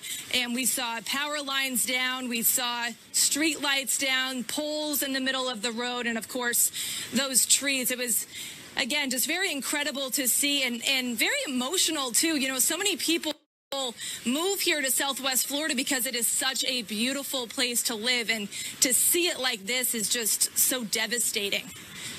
Now we're going to go ahead and keep driving around here and hopefully be able to bring you some more live video and show you what we're seeing down here, guys. All right, Michelle, thank you so much. Please stay safe out there. Your safety is #1 priority, but thanks for bringing us. A lot of people have been asking what happened in Marco Island overnight, and this is what happened. If you can believe it, a palm tree just completely snapped in half here, making a perfect 90-degree angle, and we continue to find these pieces of metal all over this property. We're at the Old South condo off of South Collier Boulevard. You can see it all along the grass here, right? Well, if you come this way, you'll see what happened. The tree fell right onto the carport here and just demolished it. You can see the garbage cans over here also turned. There's a lot of glass on the ground here, and that's because parts of that carport actually hit the cars. You can see right here, right through this person's car. And we just talked to a neighbor who lives here who said this used to be a carport, all right here. Oh, watch out there. All right here was a carport, and right behind you, Prina, also, this also was a carport, and now it's gone, and we don't even know where it is. It's not on the property anymore. That just goes to show you how strong those winds were. We're going to bring you over here as well. Now, we're kind of walking this for the first time with you. We just arrived here. We've been driving down South Collier Boulevard, and we've seen a lot of trees down in the middle of the road, but this is probably the worst destruction we've seen so far. If you turn the camera right here, you can see also the gate down on top of some of the bikes here. It just goes to show you how strong those winds were. It's a little ladder here, and then just to the left over here you can see more of that carport as well. Just, it's gone. It's totally down here in Marco Island. And we talked to one guy also in another condo. He lived on the 19th floor. He lives on the 19th floor off of South Collier Boulevard. Hear what he had to say about the noise of that wind last night. I have shutters on all our windows and the balcony, so you can't see anything. You don't know what's going on. It's all you hear is the noise and the banging, things banging, hitting the windows and hitting the shutters. But we'll be okay, I'm sure. And that wind, the sound of the wind is the scariest part. It is. It sounds like a freight train coming through. Then the a year ago, but now we're seeing records broken, and the surge will continue through the Carolina coast. First, watches and warnings. Notice up in the Jacksonville area. We are seeing records that surpassed not only Matthew last year with water being shoved up into the St. Johns River, not just surpassing Dora in the 60s, but since records started in 1846. The Savannah River missing the record from Matthew by just 0.2 of an inch, But even into the Charlotte area, we're seeing records. The water is over the Battery. It's well into the downtown area. Again, 9.92 feet. That's about a half foot above the all-time record. And watches for rainfall across parts of Georgia. Now, when you look at the rainfall, interesting to note, for the first time in history, we've got a tropical storm warning for Atlanta and most of Georgia as it continues to make its way there. I mean, we're getting power outages across the state of Georgia into Alabama, South Carolina. Most of the tornadoes, however, Brooke, continue to be with that flow onshore. That's a big concern from parts of southern parts of Georgia up and towards Charleston and beyond. So again, records will continue to fall, unfortunately. You're tracking it. Tom Sater, as always, you're on it. We'll check back in, or the later shows we'll check back in with you, I'm sure. Thank you so much for being with me. And on behalf of my colleague, John Berman, and I, thank you for being with us. Our live special coverage of Irma continues with The Lead with Jake Tapper. This is CNN Breaking News. Thanks, Brooke. Good afternoon and welcome to The Lead. I'm Jake Tapper. Irma's destruction is not over yet, as the former hurricane, now tropical storm, is continuing north with millions of Americans still in its path. Right now, streets in downtown Jacksonville, Florida are so flooded that the National Weather Service says this flooding has surpassed the city's previous record from 1864, the year before the Lincoln assassination. A short time ago, Florida Governor Rick Scott said some of the storm surge across the Sunshine State reached 8 to 10 feet high. The governor also warned that the biggest threat remains river flooding, especially in the northern part of the state. In Charleston, South Carolina, heavy rains are causing a flash flood emergency with widespread flooding being reported in downtown. Navy ships loaded with supplies are headed to the Florida Keys right now, where Irma, of course, made its first U.S. landfall yesterday morning. The second landfall has left all of Marco Island in Florida without power or water, according to authorities. In Miami, streets, of course, yesterday became raging rivers, and Miami International Airport remains closed, even at points inland, where many from the coast evacuated to. Well, those spots weren't spared either. In the Orlando area, 125 rescues were made in a single hour today.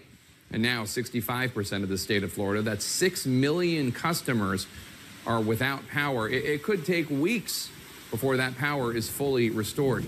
Now, CNN has a team of correspondents spread out across the Southeast where the storm went and where it is headed now. We're going to begin in Northeast Florida, where we find CNN's Kaylee Hartung. She's in downtown Jacksonville. And Kaylee, the rain has apparently stopped there, but you've been watching the flooding get worse over the last few hours. Tell us about it. We have, Jake. We've watched the waters rise over the course of the day. The waters here are still 2 blocks inland as the St. Johns River pours into downtown Jacksonville. But if you can believe it, this is a better scene than what we saw a couple of hours ago. The best way to illustrate this pile of debris you can see over here at the edge of this parking lot, that's how high the waters of the St. Johns Rivers came into downtown Jacksonville. Now, where we are standing just outside the Omni Hotel, as you mentioned, unprecedented for anybody to see anything in this area of this nature, but it's been explained to me. This curvature of the St. Johns River behind me is one of the narrowest points of that river, so not surprising to many that this could be an area where the storm surge could push water up, but no one ever anticipated that it could come up this far.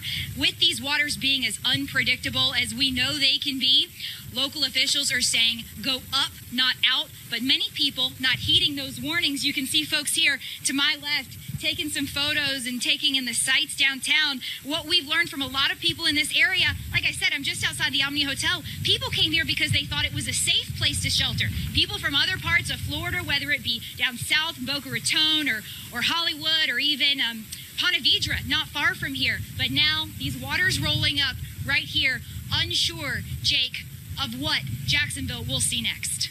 All right, Kaylee Hartung in Jacksonville, stay safe and thank you. I want to go now to meteorologist Tom Sater. He's in the CNN Severe Weather Center. And Tom, Irma covered a tremendous amount of ground since making landfall.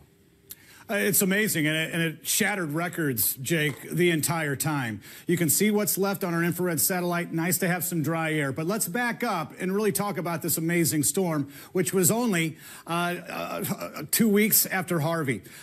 We see what we're talking about as far, actually, we're missing our graphic for some reason that's not in here, but we're going to talk about this in more duration. Coming off the coast of Africa, developing in 24 hours from what was a tropical storm, jumping right to Category 2, Category 3, Category 4, hitting the northern islands of the Lesser Antilles, devastating the islands. The Dutch and French continue to send in supplies. They're evacuating, the Dutch even evacuating many off towards the Netherlands. 5 days now, they're still without food, they're without power, they're without communications, and in need of shelter. The UK is sending a Navy vessel, of course, to the British Virgin Islands. The US is there for the US Virgin Islands. Then you make its way toward, of course, staying off the coast, thank goodness, of Dominican Republic. And the eye, of course, sure, lashing the coast, but they were really breathing a sigh of relief. Heavy amounts of rainfall moving in toward, of course, Dominican Republic and Haiti. Category 5 making the strongest storm ever to impact the Lesser Antilles, and a Category 5 toward the Turks and Caicos. That's never happened before. It sustained a Category 5 strength with winds at 185 miles per hour for 3 days, surpassing numerous hurricanes and typhoons, such as Super Typhoon Haiyan that devastated the Philippines 4 days ago. As it made its way then into Cuba, making landfall as a Category 5, the strongest since 1924. Unfortunately, what we're talking about now with Florida, we had our landfall as a Category 4 in the Keys. Of course, that was in between Big Pine Key and Key West. That Category 4 landfall was the second one this year after Harvey. That's the first time in recorded history to have 2 Category falls that make landfall. Then a Category 3 making landfall in Marcus Island on the exact same latitude and longitude as Wilma 12 years ago. Here's what we're watching now. The records are being broken northward as we're starting to see, and I mentioned this a couple of days ago, Jacksonville, because it's so broad in the storm, the winds coming in from the ocean, we're pushing that water in for a longer duration, day after day. Now, we're now watching the records in Jacksonville surpass Matthew last year, and also Dora in 1960s. In fact, since records started in 1846, they have not seen this kind of flooding push up the St. Johns River. In Savannah, we're looking at a record just being missed now by 0.2 of an inch on the Savannah and the river there. In Charlotte, we're looking at records now. 9.92 feet. In the Charlotte Harbor, that is a ½ a foot above the record from Matthew last year. It is starting to recede. But a flash flood emergency remains in effect in this area, and that is worse than just a flash flood warning. That means it's going to continue. For the first time in history, northern Georgia in toward Atlanta gets a tropical storm warning. That's never happened before. The National Weather Service, Jake, in Florida issuing 69 tornado warnings in one 24-hour period. That's the largest number we've ever seen. So the records continue to break. The rain is still a problem. Flash flooding. Power is out across Georgia, parts of northern Alabama and the Carolinas. The storm is not over with yet. We'll continue to recap this and run through the record books. I could talk for 20 minutes on the number of records that have been broken. The good news is no more hurricane watch, no more hurricane warnings, just a tropical storm warning to the north. All right, Tom Sater, thank you so much. Irma continues to pound Charleston, South Carolina right now, where flash flood warnings have been issued, of course. And joining me now on the phone is the mayor of Charleston, John Tecklenburg. Mr. Mayor, thanks for joining us. Tell us about the state of conditions on the ground right now. Well, thank you, Jay. And, yeah, Tom mentioned Charlotte a couple of times. We're in Charleston, of course, and we got a little extra water here right now. We could share with Charlotte if they needed it. But we've had a remarkable event with storm surge really occurring over 200 miles away from the center of the storm, and the wind came from offshore and continued to push water into Charleston Harbor. You know, we say we have one of the best natural ports on the East Coast, so ships can easily come in and out. Well, water's been coming in, and it hasn't easily been getting out because of the wind pushing it in. But here's the big difference between this year and last year with Hurricane Matthew. This event occurred exactly at high tide, midday today. And a year ago, even though we had a direct hit from Matthew, it happened at exactly low tide, and that 6-foot differential in tide made a world of difference in the amount of flooding that we've received. And Mr. Mayor, what are your biggest concerns in these immediate hours coming up? Well, in the immediate hours, I'm just a little concerned about the tide going back out. It's not going decreasing as it normally would because winds have continued to push into the harbor. And so we may have to wait a cycle or two before we really get the drainage when low tide occurs. We stand ready. We have pumps, and as soon as the tide goes out, we're able to pump out and drain out. Then we're going to clean up, and we'll be back to normal. My heart goes out to those in the Caribbean and Florida that have really sustained a lot more damage than we have. We're going to be just fine after we dry out, but it has been a unique event. And what's your message for the good citizens of Charleston? For the rest of the day, stay put still until this storm passes. And when it does, we're all going to clean up, and we're going to get back to normal real quick and invite everybody to come visit us in Charleston, as we love to do. All right, Charleston Mayor John Tecklenburg, thank you so much for your time. Appreciate it. Good luck to you and your city. Coming up, sailboats on football fields, planes flipped upside down like toys, trees ripped out of the ground like weeds. A look at the damage and destruction left in the wake of Irma as the storm moves into Georgia and South Carolina. That story next. And trying to pass the time. They are very frustrated. And one person told me she won't evacuate again if she can't get back in quicker next time. Let me show you over here. Now that the buzzing has stopped, they stopped just for a minute, but this tree is just so massive, and this is the kind of damage that we're seeing all over the place.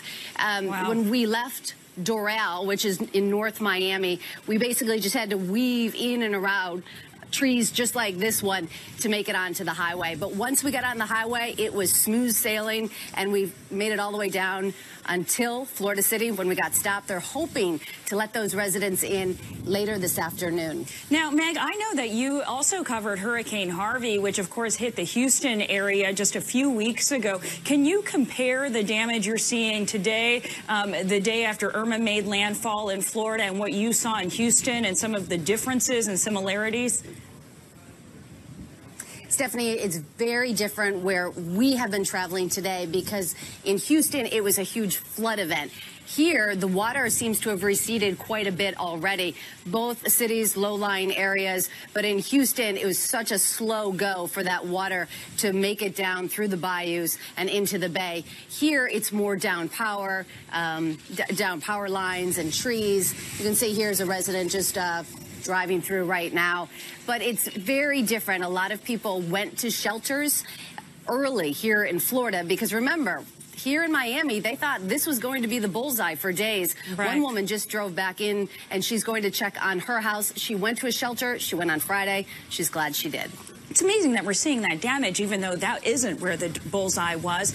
Meg Oliver, thanks so much. Meg reporting from the scene in Florida. When you look down at the Hyatt Regency, which I'm told by somebody who answered the phone is closed indefinitely, they may not be open until Friday, but you look through the St. Johns River is basically out of sight on the other side of that hotel. That is a riverfront hotel, but obviously the river is now on the wrong side of it. You can see, if you look to the right near the stop sign, some parking meters are almost completely submerged. And again, the water is still rising. The Jacksonville mayor said this morning that the water could still be rising 4 to 6 more feet. If that happened, it would be up to about here. And they're saying around 2 o'clock is going to be the highest water level around here. They wanted everybody out before, but you heard him telling people if you didn't get out in time to hang a white sheet, and they'll try to get you. A lot of people have already been calling for help. The last update, 600 calls so far. They don't have much of a breakdown in terms of how many of them were calling for rescues, but about 60 calls an hour since the water started rising. And again, it's still coming up, Shep. Peter Ducey in Jacksonville, back to him. 6 feet. I see the wind still howling there, Peter.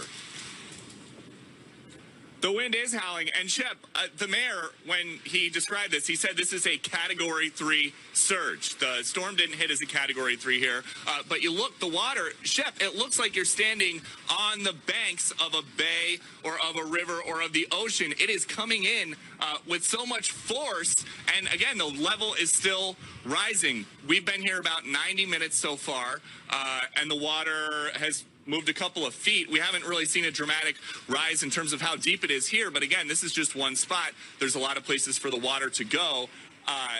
That is not the case. That is not what they're expecting in every residential area. There are a lot of residential neighborhoods that they want people out of. Businesses don't seem to be that much of a problem because we have been driving all around and it doesn't really seem like there is anybody that's open, and the only people that are really out are a handful of police officers and some curious folks who came out as soon as the rain stopped. But we don't really see anything open, so business is not the big concern in terms of getting people out to safety so that they don't need to be rescued. That is residents. And while the safety of business owners or customers may not be much of a concern right now, and you can see the wind really just whipping this water up, and as we know, it's not just water. There's a lot of stuff on the street that's now in this too. But there's going to be some serious damage because I was peeking a little bit earlier. The water isn't into these places just yet. But you would have to think that it's only a matter of time until it starts seeping in because, again, no real protective measures taken because Jacksonville was not ever mentioned as one of the places that was going to get a lot of damage. And this is actually the first emergency responder that we have seen come through here. I have no idea where he may be going. It doesn't look like there's a ton of urgency right now. As a truck leaves, this pickup truck, we saw these gentlemen pulling a stranded car out just a few minutes ago, somebody who went in where the water was too high. It looks like the water may be too high for the Jacksonville Fire Department as well right now. Peter Ducey in Jacksonville, where they just recorded, got the lights back off. They just recorded a 52-mile-an-hour wind gust there at Jacksonville Beach. Let's get to the mayor of Jacksonville Beach, Charlie Latham, who's lived there for 50 years and says he's never seen anything like this. Mr. Mayor, how are things this afternoon? Well, we're hanging in there, Shep. We're not as bad as it's South with Florida. A record Irma-generated surge, turning its streets into rivers. Storm surge warnings in effect for much of the western Florida coast and the entire Georgia coast. Charleston now feeling Irma's wrath as waves crash onto its shores. Ripping through the middle of Florida late Sunday, Irma battered the entire state with sustained winds and massive wind gusts. Rescue efforts continue for those who stayed to wait out the storm. In Martin County, Florida's Treasure Coast, a marine unit dispatched after two people tried to ride out the storm on their sailboat. They survived. And a scuba diver, his life dangling by a rope, rescued near West Palm Beach. The storm delivering more than just destruction. Coral Springs emergency crews were called out to help deliver a baby in the height of the storm, using their armored vehicle to navigate through strong winds and high water. Miami's streets flooded and left with huge sinkholes, leaving hazardous conditions as cars try to steer through the murky waters. The devastation felt across the Caribbean, where the Category 5 hurricane made landfall, killing at least 36 people in its path, including at least 10 in Cuba as it passed over the Caribbean island over the weekend. The cost of the damages yet to be assessed. One estimate, it will top Hurricane Katrina even before it hit Florida. Now, the people here in Punta Gorda really dodged a bullet yesterday when Irma sort of jogged to the right or eastward just a little bit, sparing them a direct blow. There is about 60%, over 60% of the people in Charlotte County are without electricity. They are cleaning up lots of trees down, and there is some local flooding. But thankfully, that is the worst of it here. Jake? All right, Miguel Marquez, thank you so much. Naples, Florida, of course, did take a direct hit from then Hurricane Irma. We're going to talk to the mayor next about the state of his city. Stay with us. This is a quest to explore the wonders of our world before the sun sets and the moment passes. Are you worried about the future? And these are all toxic pools now. I've never seen anything like this before. Go there before it's gone. The Wonderlist with Bill Weir returns Saturday, October 7th at 9 on CNN. Some live pictures now we're getting from Hard Rock Stadium.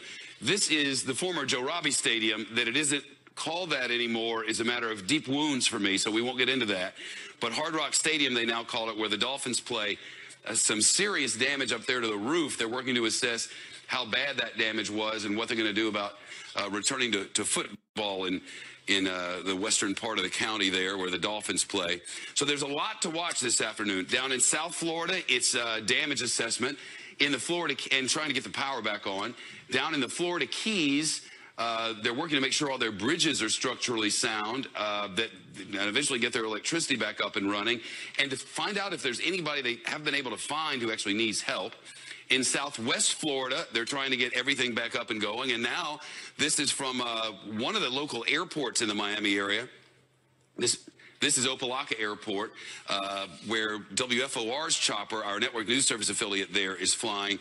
And you can see a bunch of planes overturned there on the tarmac. And so, as I mentioned, the choppers have only been up for a short period of time. You can only put them up when the winds are, when the winds are safe. So we're starting to see all the damage across the region. And we have like 4 or 5 choppers that are flying to which we have access. And we'll take you to those throughout this news hour. I'm Shepard Smith in New York with continuing coverage of the devastation of Irma. And it continues right after this. They're expecting all those power outages. A lot of it here in Bradenton is because of this. You can see behind me this massive uprooted tree. To give you some perspective, I'm almost 6 feet tall. You can see how large the root is with the pipe sticking out. There are kids playing on this right now. This family is one of so many that are here in this area in Bradenton trying to pick up the trees out of the road, get together, get their neighbors. We've seen the roofs and the carports ripped off of houses right now. Roughly half of Manatee County, which is where we are, is out of electricity right now, trying to get them turned back on. We watched firefighters have to avoid these down trees because they still have so many live wires. In fact, they cannot get to Bradenton Beach, that island area, because of the live wires. They're not allowing anybody on there. I have Michelle with me right here, Wolfa. This is her home. You guys rode out the storm. What was it like for you? Were you scared? Was this what you were expecting? Yes and no. It wasn't too scary for us. I mean, the kids were playing and running around, and we were watching outside. This was better than we expected. We didn't expect a tree, but we expected to flood, and it didn't, so that's a positive. Now, when we first got here, this tree was all the way across this road, breaking out. We've been watching you, your neighbors, strangers, use chainsaws. You didn't have gas or oil. How did you guys get that to be able to get the tree out of the road? You know, our driveway was blocked, and we posted on Facebook that we were in need of help, and people started showing up. They brought us gas and oil, and more people showed up with chainsaws. Neighbors came, and so within just a few hours, we had the whole road cleared and our driveway. And thank you so much, Michelle. And this family is dealing with what a lot of others here are dealing with as well, Wolf. And that is because we're having sewer lines that are breaking. We have sewage that is flowing in the streets, mixing with some of this rainwater, some of the flood water. So they have a sewage problem. They have power problems. And of course, they have trees that they're trying to get down on their own right now. Technically, there was a curfew until 3 p.m. here in Bradenton that was set yesterday. But as you can see, there are plenty of cars that have been passing by, people trying to get an idea of just what the damage was overnight. Many of them feel spared, but look, Wolf, if you have a tree down in your front yard, it's a big deal. This is a personal problem for a lot of people. So they're just trying to assess what Irma did and just how much it's going to cost them and how long it's going to take to repair. As it continues its path north. But just last night, of course, the eye of the storm was over Naples on the west coast of Florida. You can see in this clip, Chris Cuomo getting hammered by wind and rain as then Hurricane Irma barreled toward and through the city of Naples. Today, officials there are beginning to get a sense of the damage. And joining me now on the phone is the mayor of Naples, Bill Barnett. Mr. Mayor, thanks for joining us. What's your biggest concern right now, sir? Believe it or not, power. You know, it's hot, and us along with 5 million other Floridians are without power, and they're saying that it could be maybe up to a week. And it gets, you know, it makes it difficult on top of the damage that we sustained yesterday. To be without power is really going to be, it just gets ugly, that's all. The eye of the storm obviously passed through your city last night. Do you have a sense of how extensive physical damages to structures are, and also how are the people of Naples? Sure. Well, the people of Naples are really doing well. Early evacuation helped. Harvey was a real wake up call. I didn't see any complacency with getting out, and those that didn't or chose not to, a lot of them went to shelters. We had 27 shelters here, and people were great as far as the far as the damage, it's just very depressing to ride around. There's neighborhoods you can't even get into yet because of some flooding. Fortunately, we didn't get that huge storm surge, as you know, but still flooding and trees blocking streets. All the beauty just seemed to have been kind of sucked out of the city, and it's going to be a massive cleanup. It could always be worse. I listen to you, and I listen to the parts of the state that have been hit a lot worse than us. But it was still, it was definitely not a pleasant experience that one wants to go through. All right, Mr. Mayor, stay in touch. We know that the beauty of Naples will return, and we want to stay in touch with you. Thank you so much for your time today. Thank you so much. Bye-bye. Many places in Florida are getting their first look at the damage left behind by Irma. CNN's Bill Weir is in the Florida Keys, which is one of the hardest hit areas. Bill, what's it like there? Well, Jake, it's devastating, and we haven't even seen the worst of it yet. We're in one of the richier neighborhoods of Key Largo, with proof that when it comes to destruction, Irma did not discriminate based on class.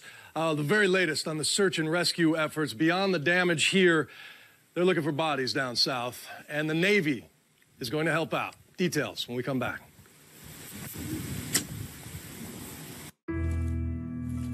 This is a quest to explore the wonders of our world. Those are about 4 feet high, so we're okay right now, but any deeper, and we're going to have to go down in here as well. This is a large-scale, outfitted, military-grade truck we're on right now. Again, with the Gillum family, who just took it upon themselves. Oh, we have somebody? Okay. All right, guys, we're going to be backing up to help someone right now, so we're going to do our best to stay out of the way. If you guys need this rope. I don't think so. All right, guys, stay with us. Okay, that is coverage from our Jacksonville live coverage at that. We want to stay in Jacksonville now and go to Tessa Duvall, a reporter at the Florida Times-Union, also joining us from Jacksonville. Tessa, tell us what you're seeing around you. And we have video now that you sent us that shows what looks like storm surge as well as waves crashing into the coast here in Jacksonville.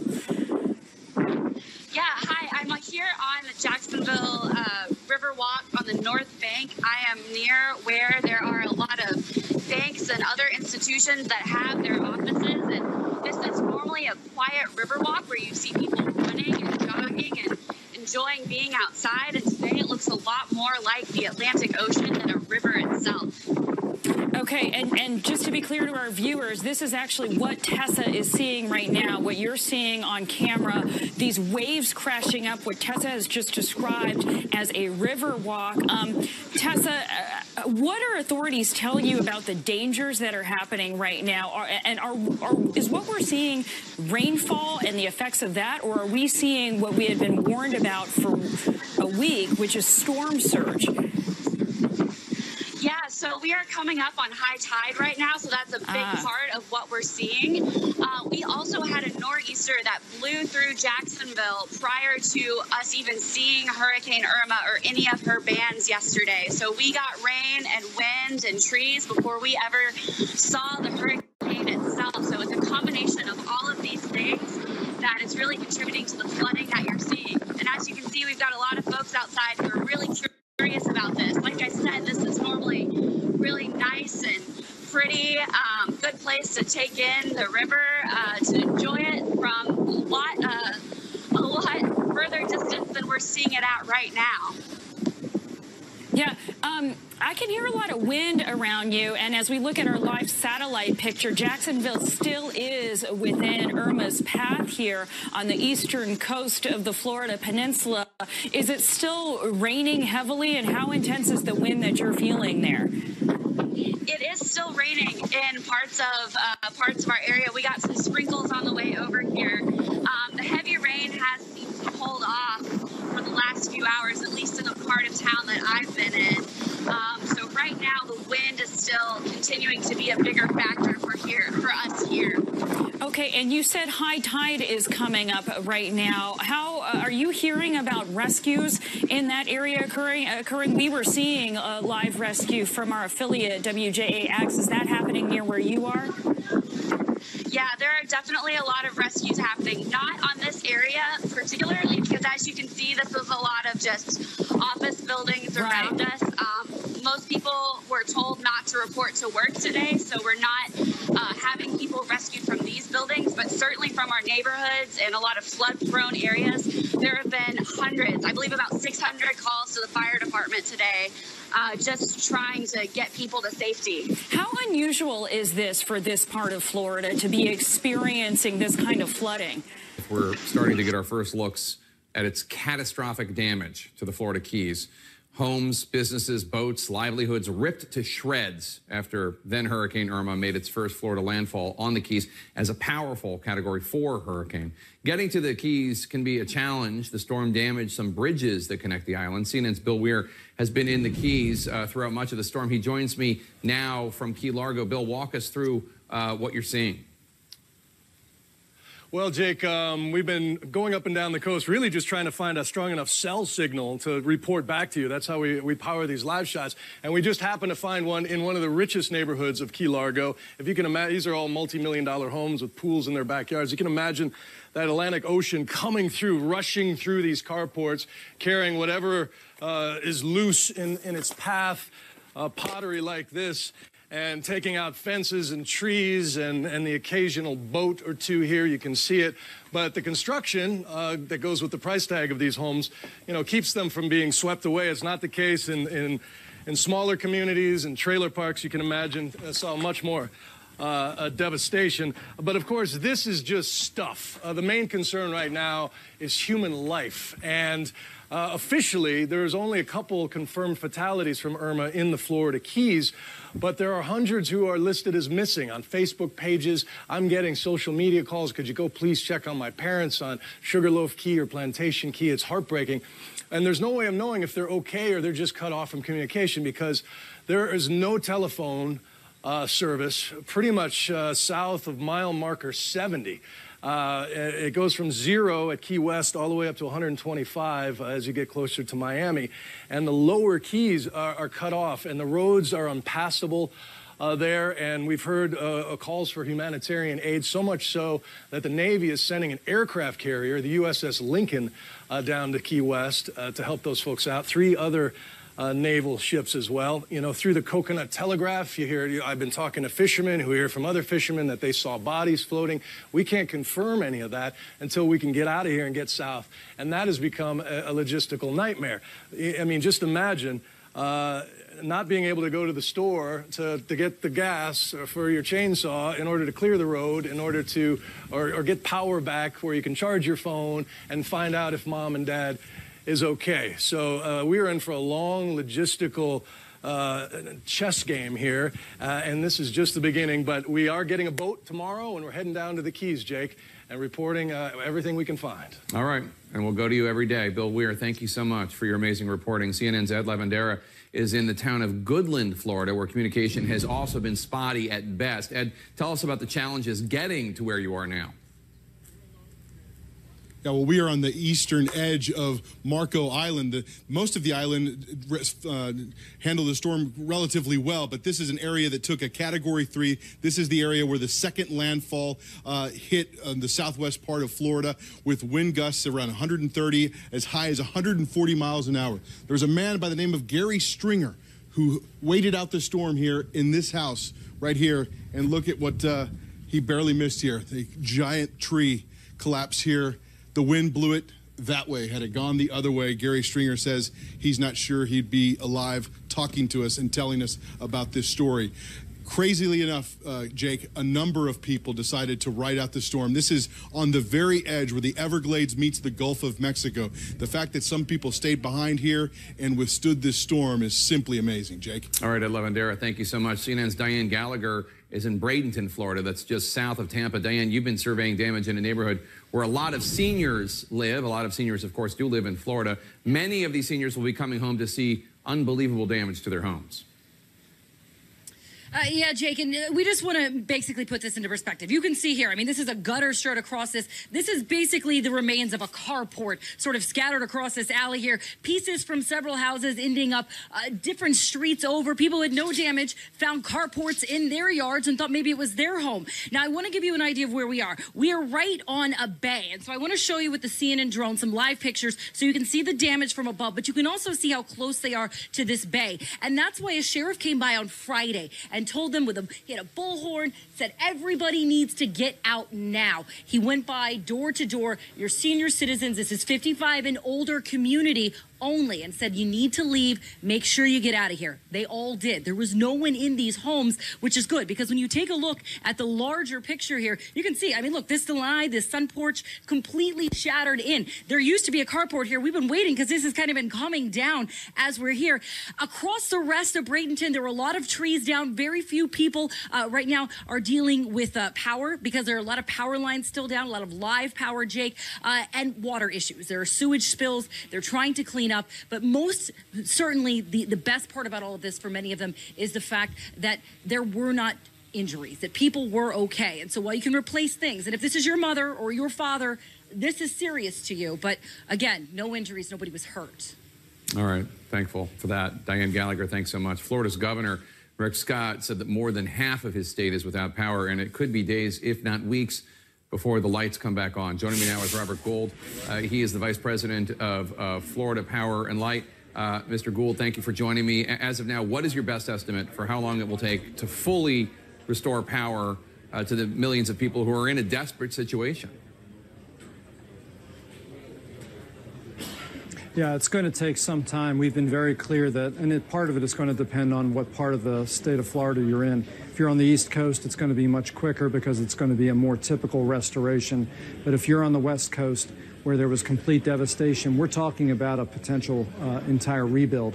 Now, we've been restoring power very aggressively.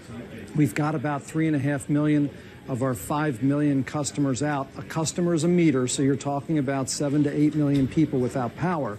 But we have restored power to upwards of 1.5 million already since the storm began, using largely our automation, all the investments that we've put into the grid in the past decade, $3 billion worth.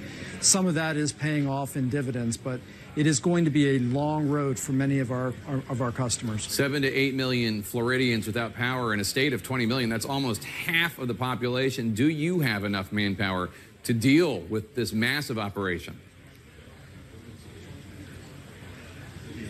We do. We have 19,500 restoration workers. It's an army of workers that we had pre-positioned well before the storm hit us.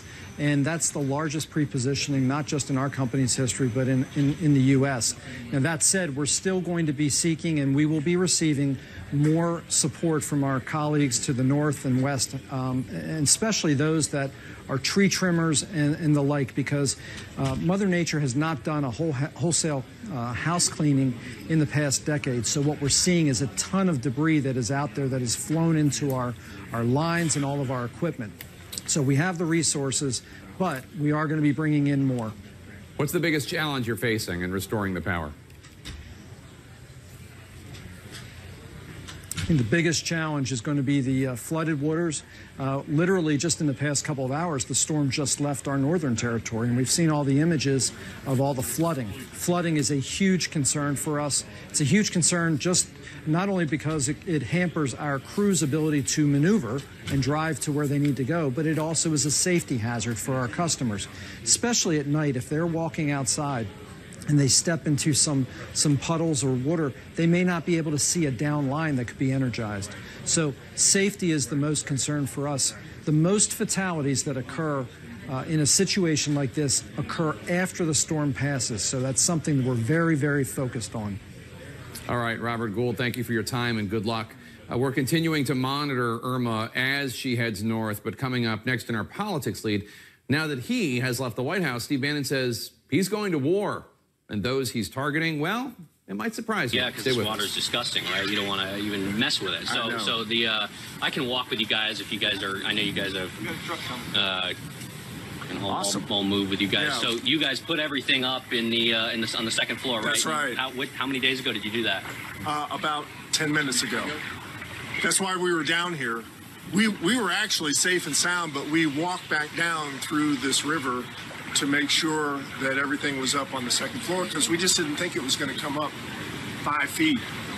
Was this, if I can ask you guys real quick, was this more than you guys ever expected? Oh, for sure. It always floods here, but we thought that, you know, the house would be okay. We put sandbags up, so we thought that would be enough. And then my friend sent me a picture of what the street looks like, and it definitely was higher than anticipated.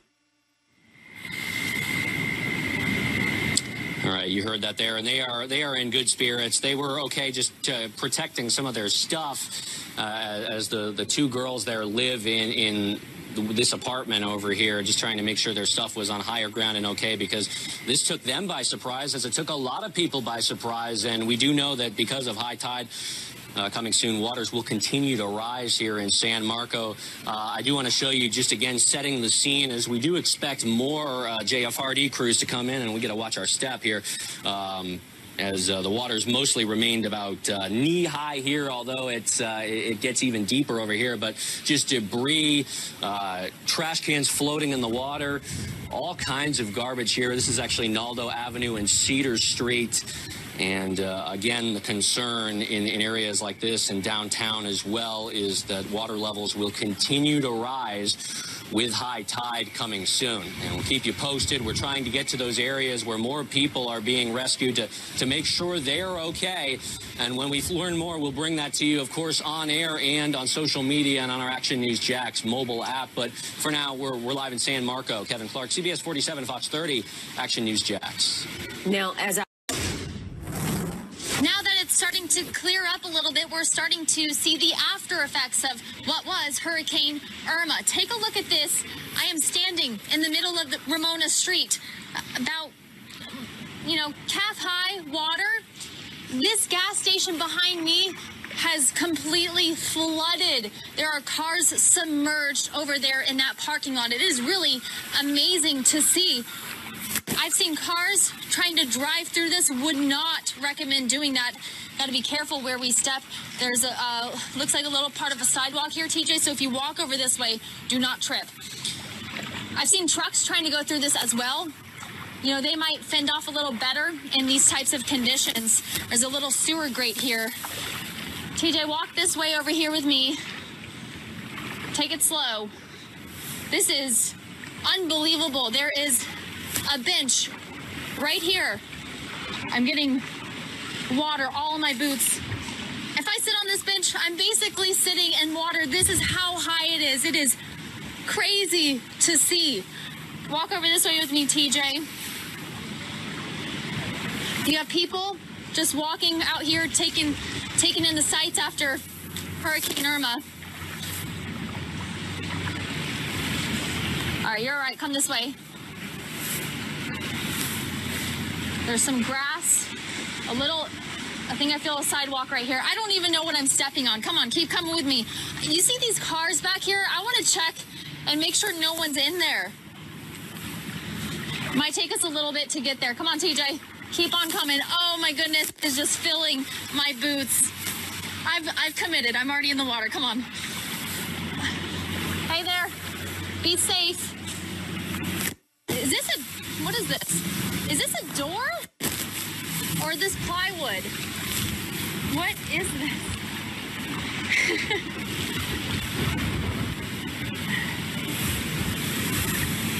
Okay, this is what you have to be careful about when you walk through here. There are nails in this. This looks like it's part of the sign. Yep. Part of the sign that what was up there to my right. Wow. All right, this is really just unbelievable to take in.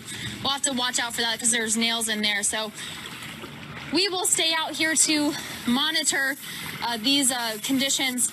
I'm going to go check on those cars over there. I think I see some taillights. Someone might be in there. So let me go this here. I'll send it back to you guys. I'm going to go check on those people over there.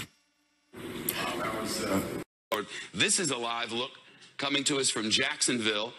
And that's a Fox News camera that's just watching the waters rise.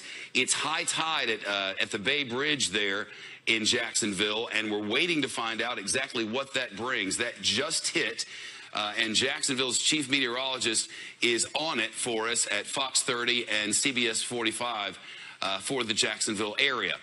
We can tell you that the storm is continuing its northward path and working its way over the state of Georgia. Right now, it's a tropical storm. And for the most part, down in Florida, we're waiting for damage assessments. Let's listen to Peter Ducey, who's live in Jacksonville, where the wind is still howling.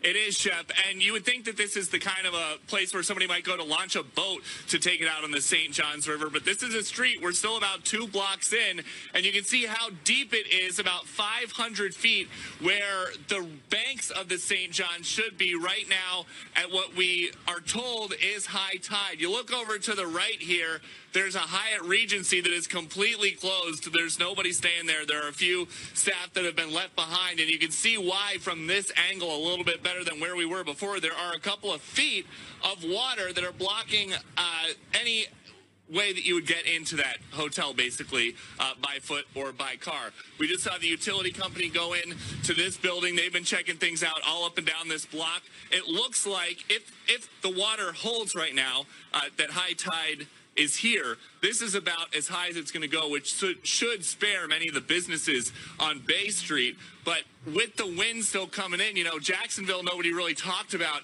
as being one of the places that the storm was going to hit as hard as it did. But you got a sense of how fast the wind came through here earlier today, late last night. Trees like this uprooted. They were uprooted like this in the lanes of I-10 East as we headed here from Alabama this morning. There's a lot of that. Obviously a lot of water, and now we wait to see how high it is in the rest of the city that we haven't been able to get to because we just have a car. We don't have a boat. And we wait to see how long it's going to take to clean up big trees like this one, Chuck. Peter Ducey there for us. West of you in Lake City, we were just looking at some brand new pictures that had come in from there. There's some pretty extreme flooding where Interstate 10 meets Interstate 75, which is significantly west of Jacksonville, and all throughout Duval County we've been watching. This is Sky Action News Jacksonville's Skycam up above, and this is looking at Orlando. Let's listen live. This is live, a live look now, and you can see just that damage that just a car appears to be almost into the door of the home. Looks like maybe they tried to park in a driveway. I don't know if the winds knocked them there or if they tried to park to kind of get some shelter from those winds. But a look at the damage from Orlando. We expect to see more images coming out like this.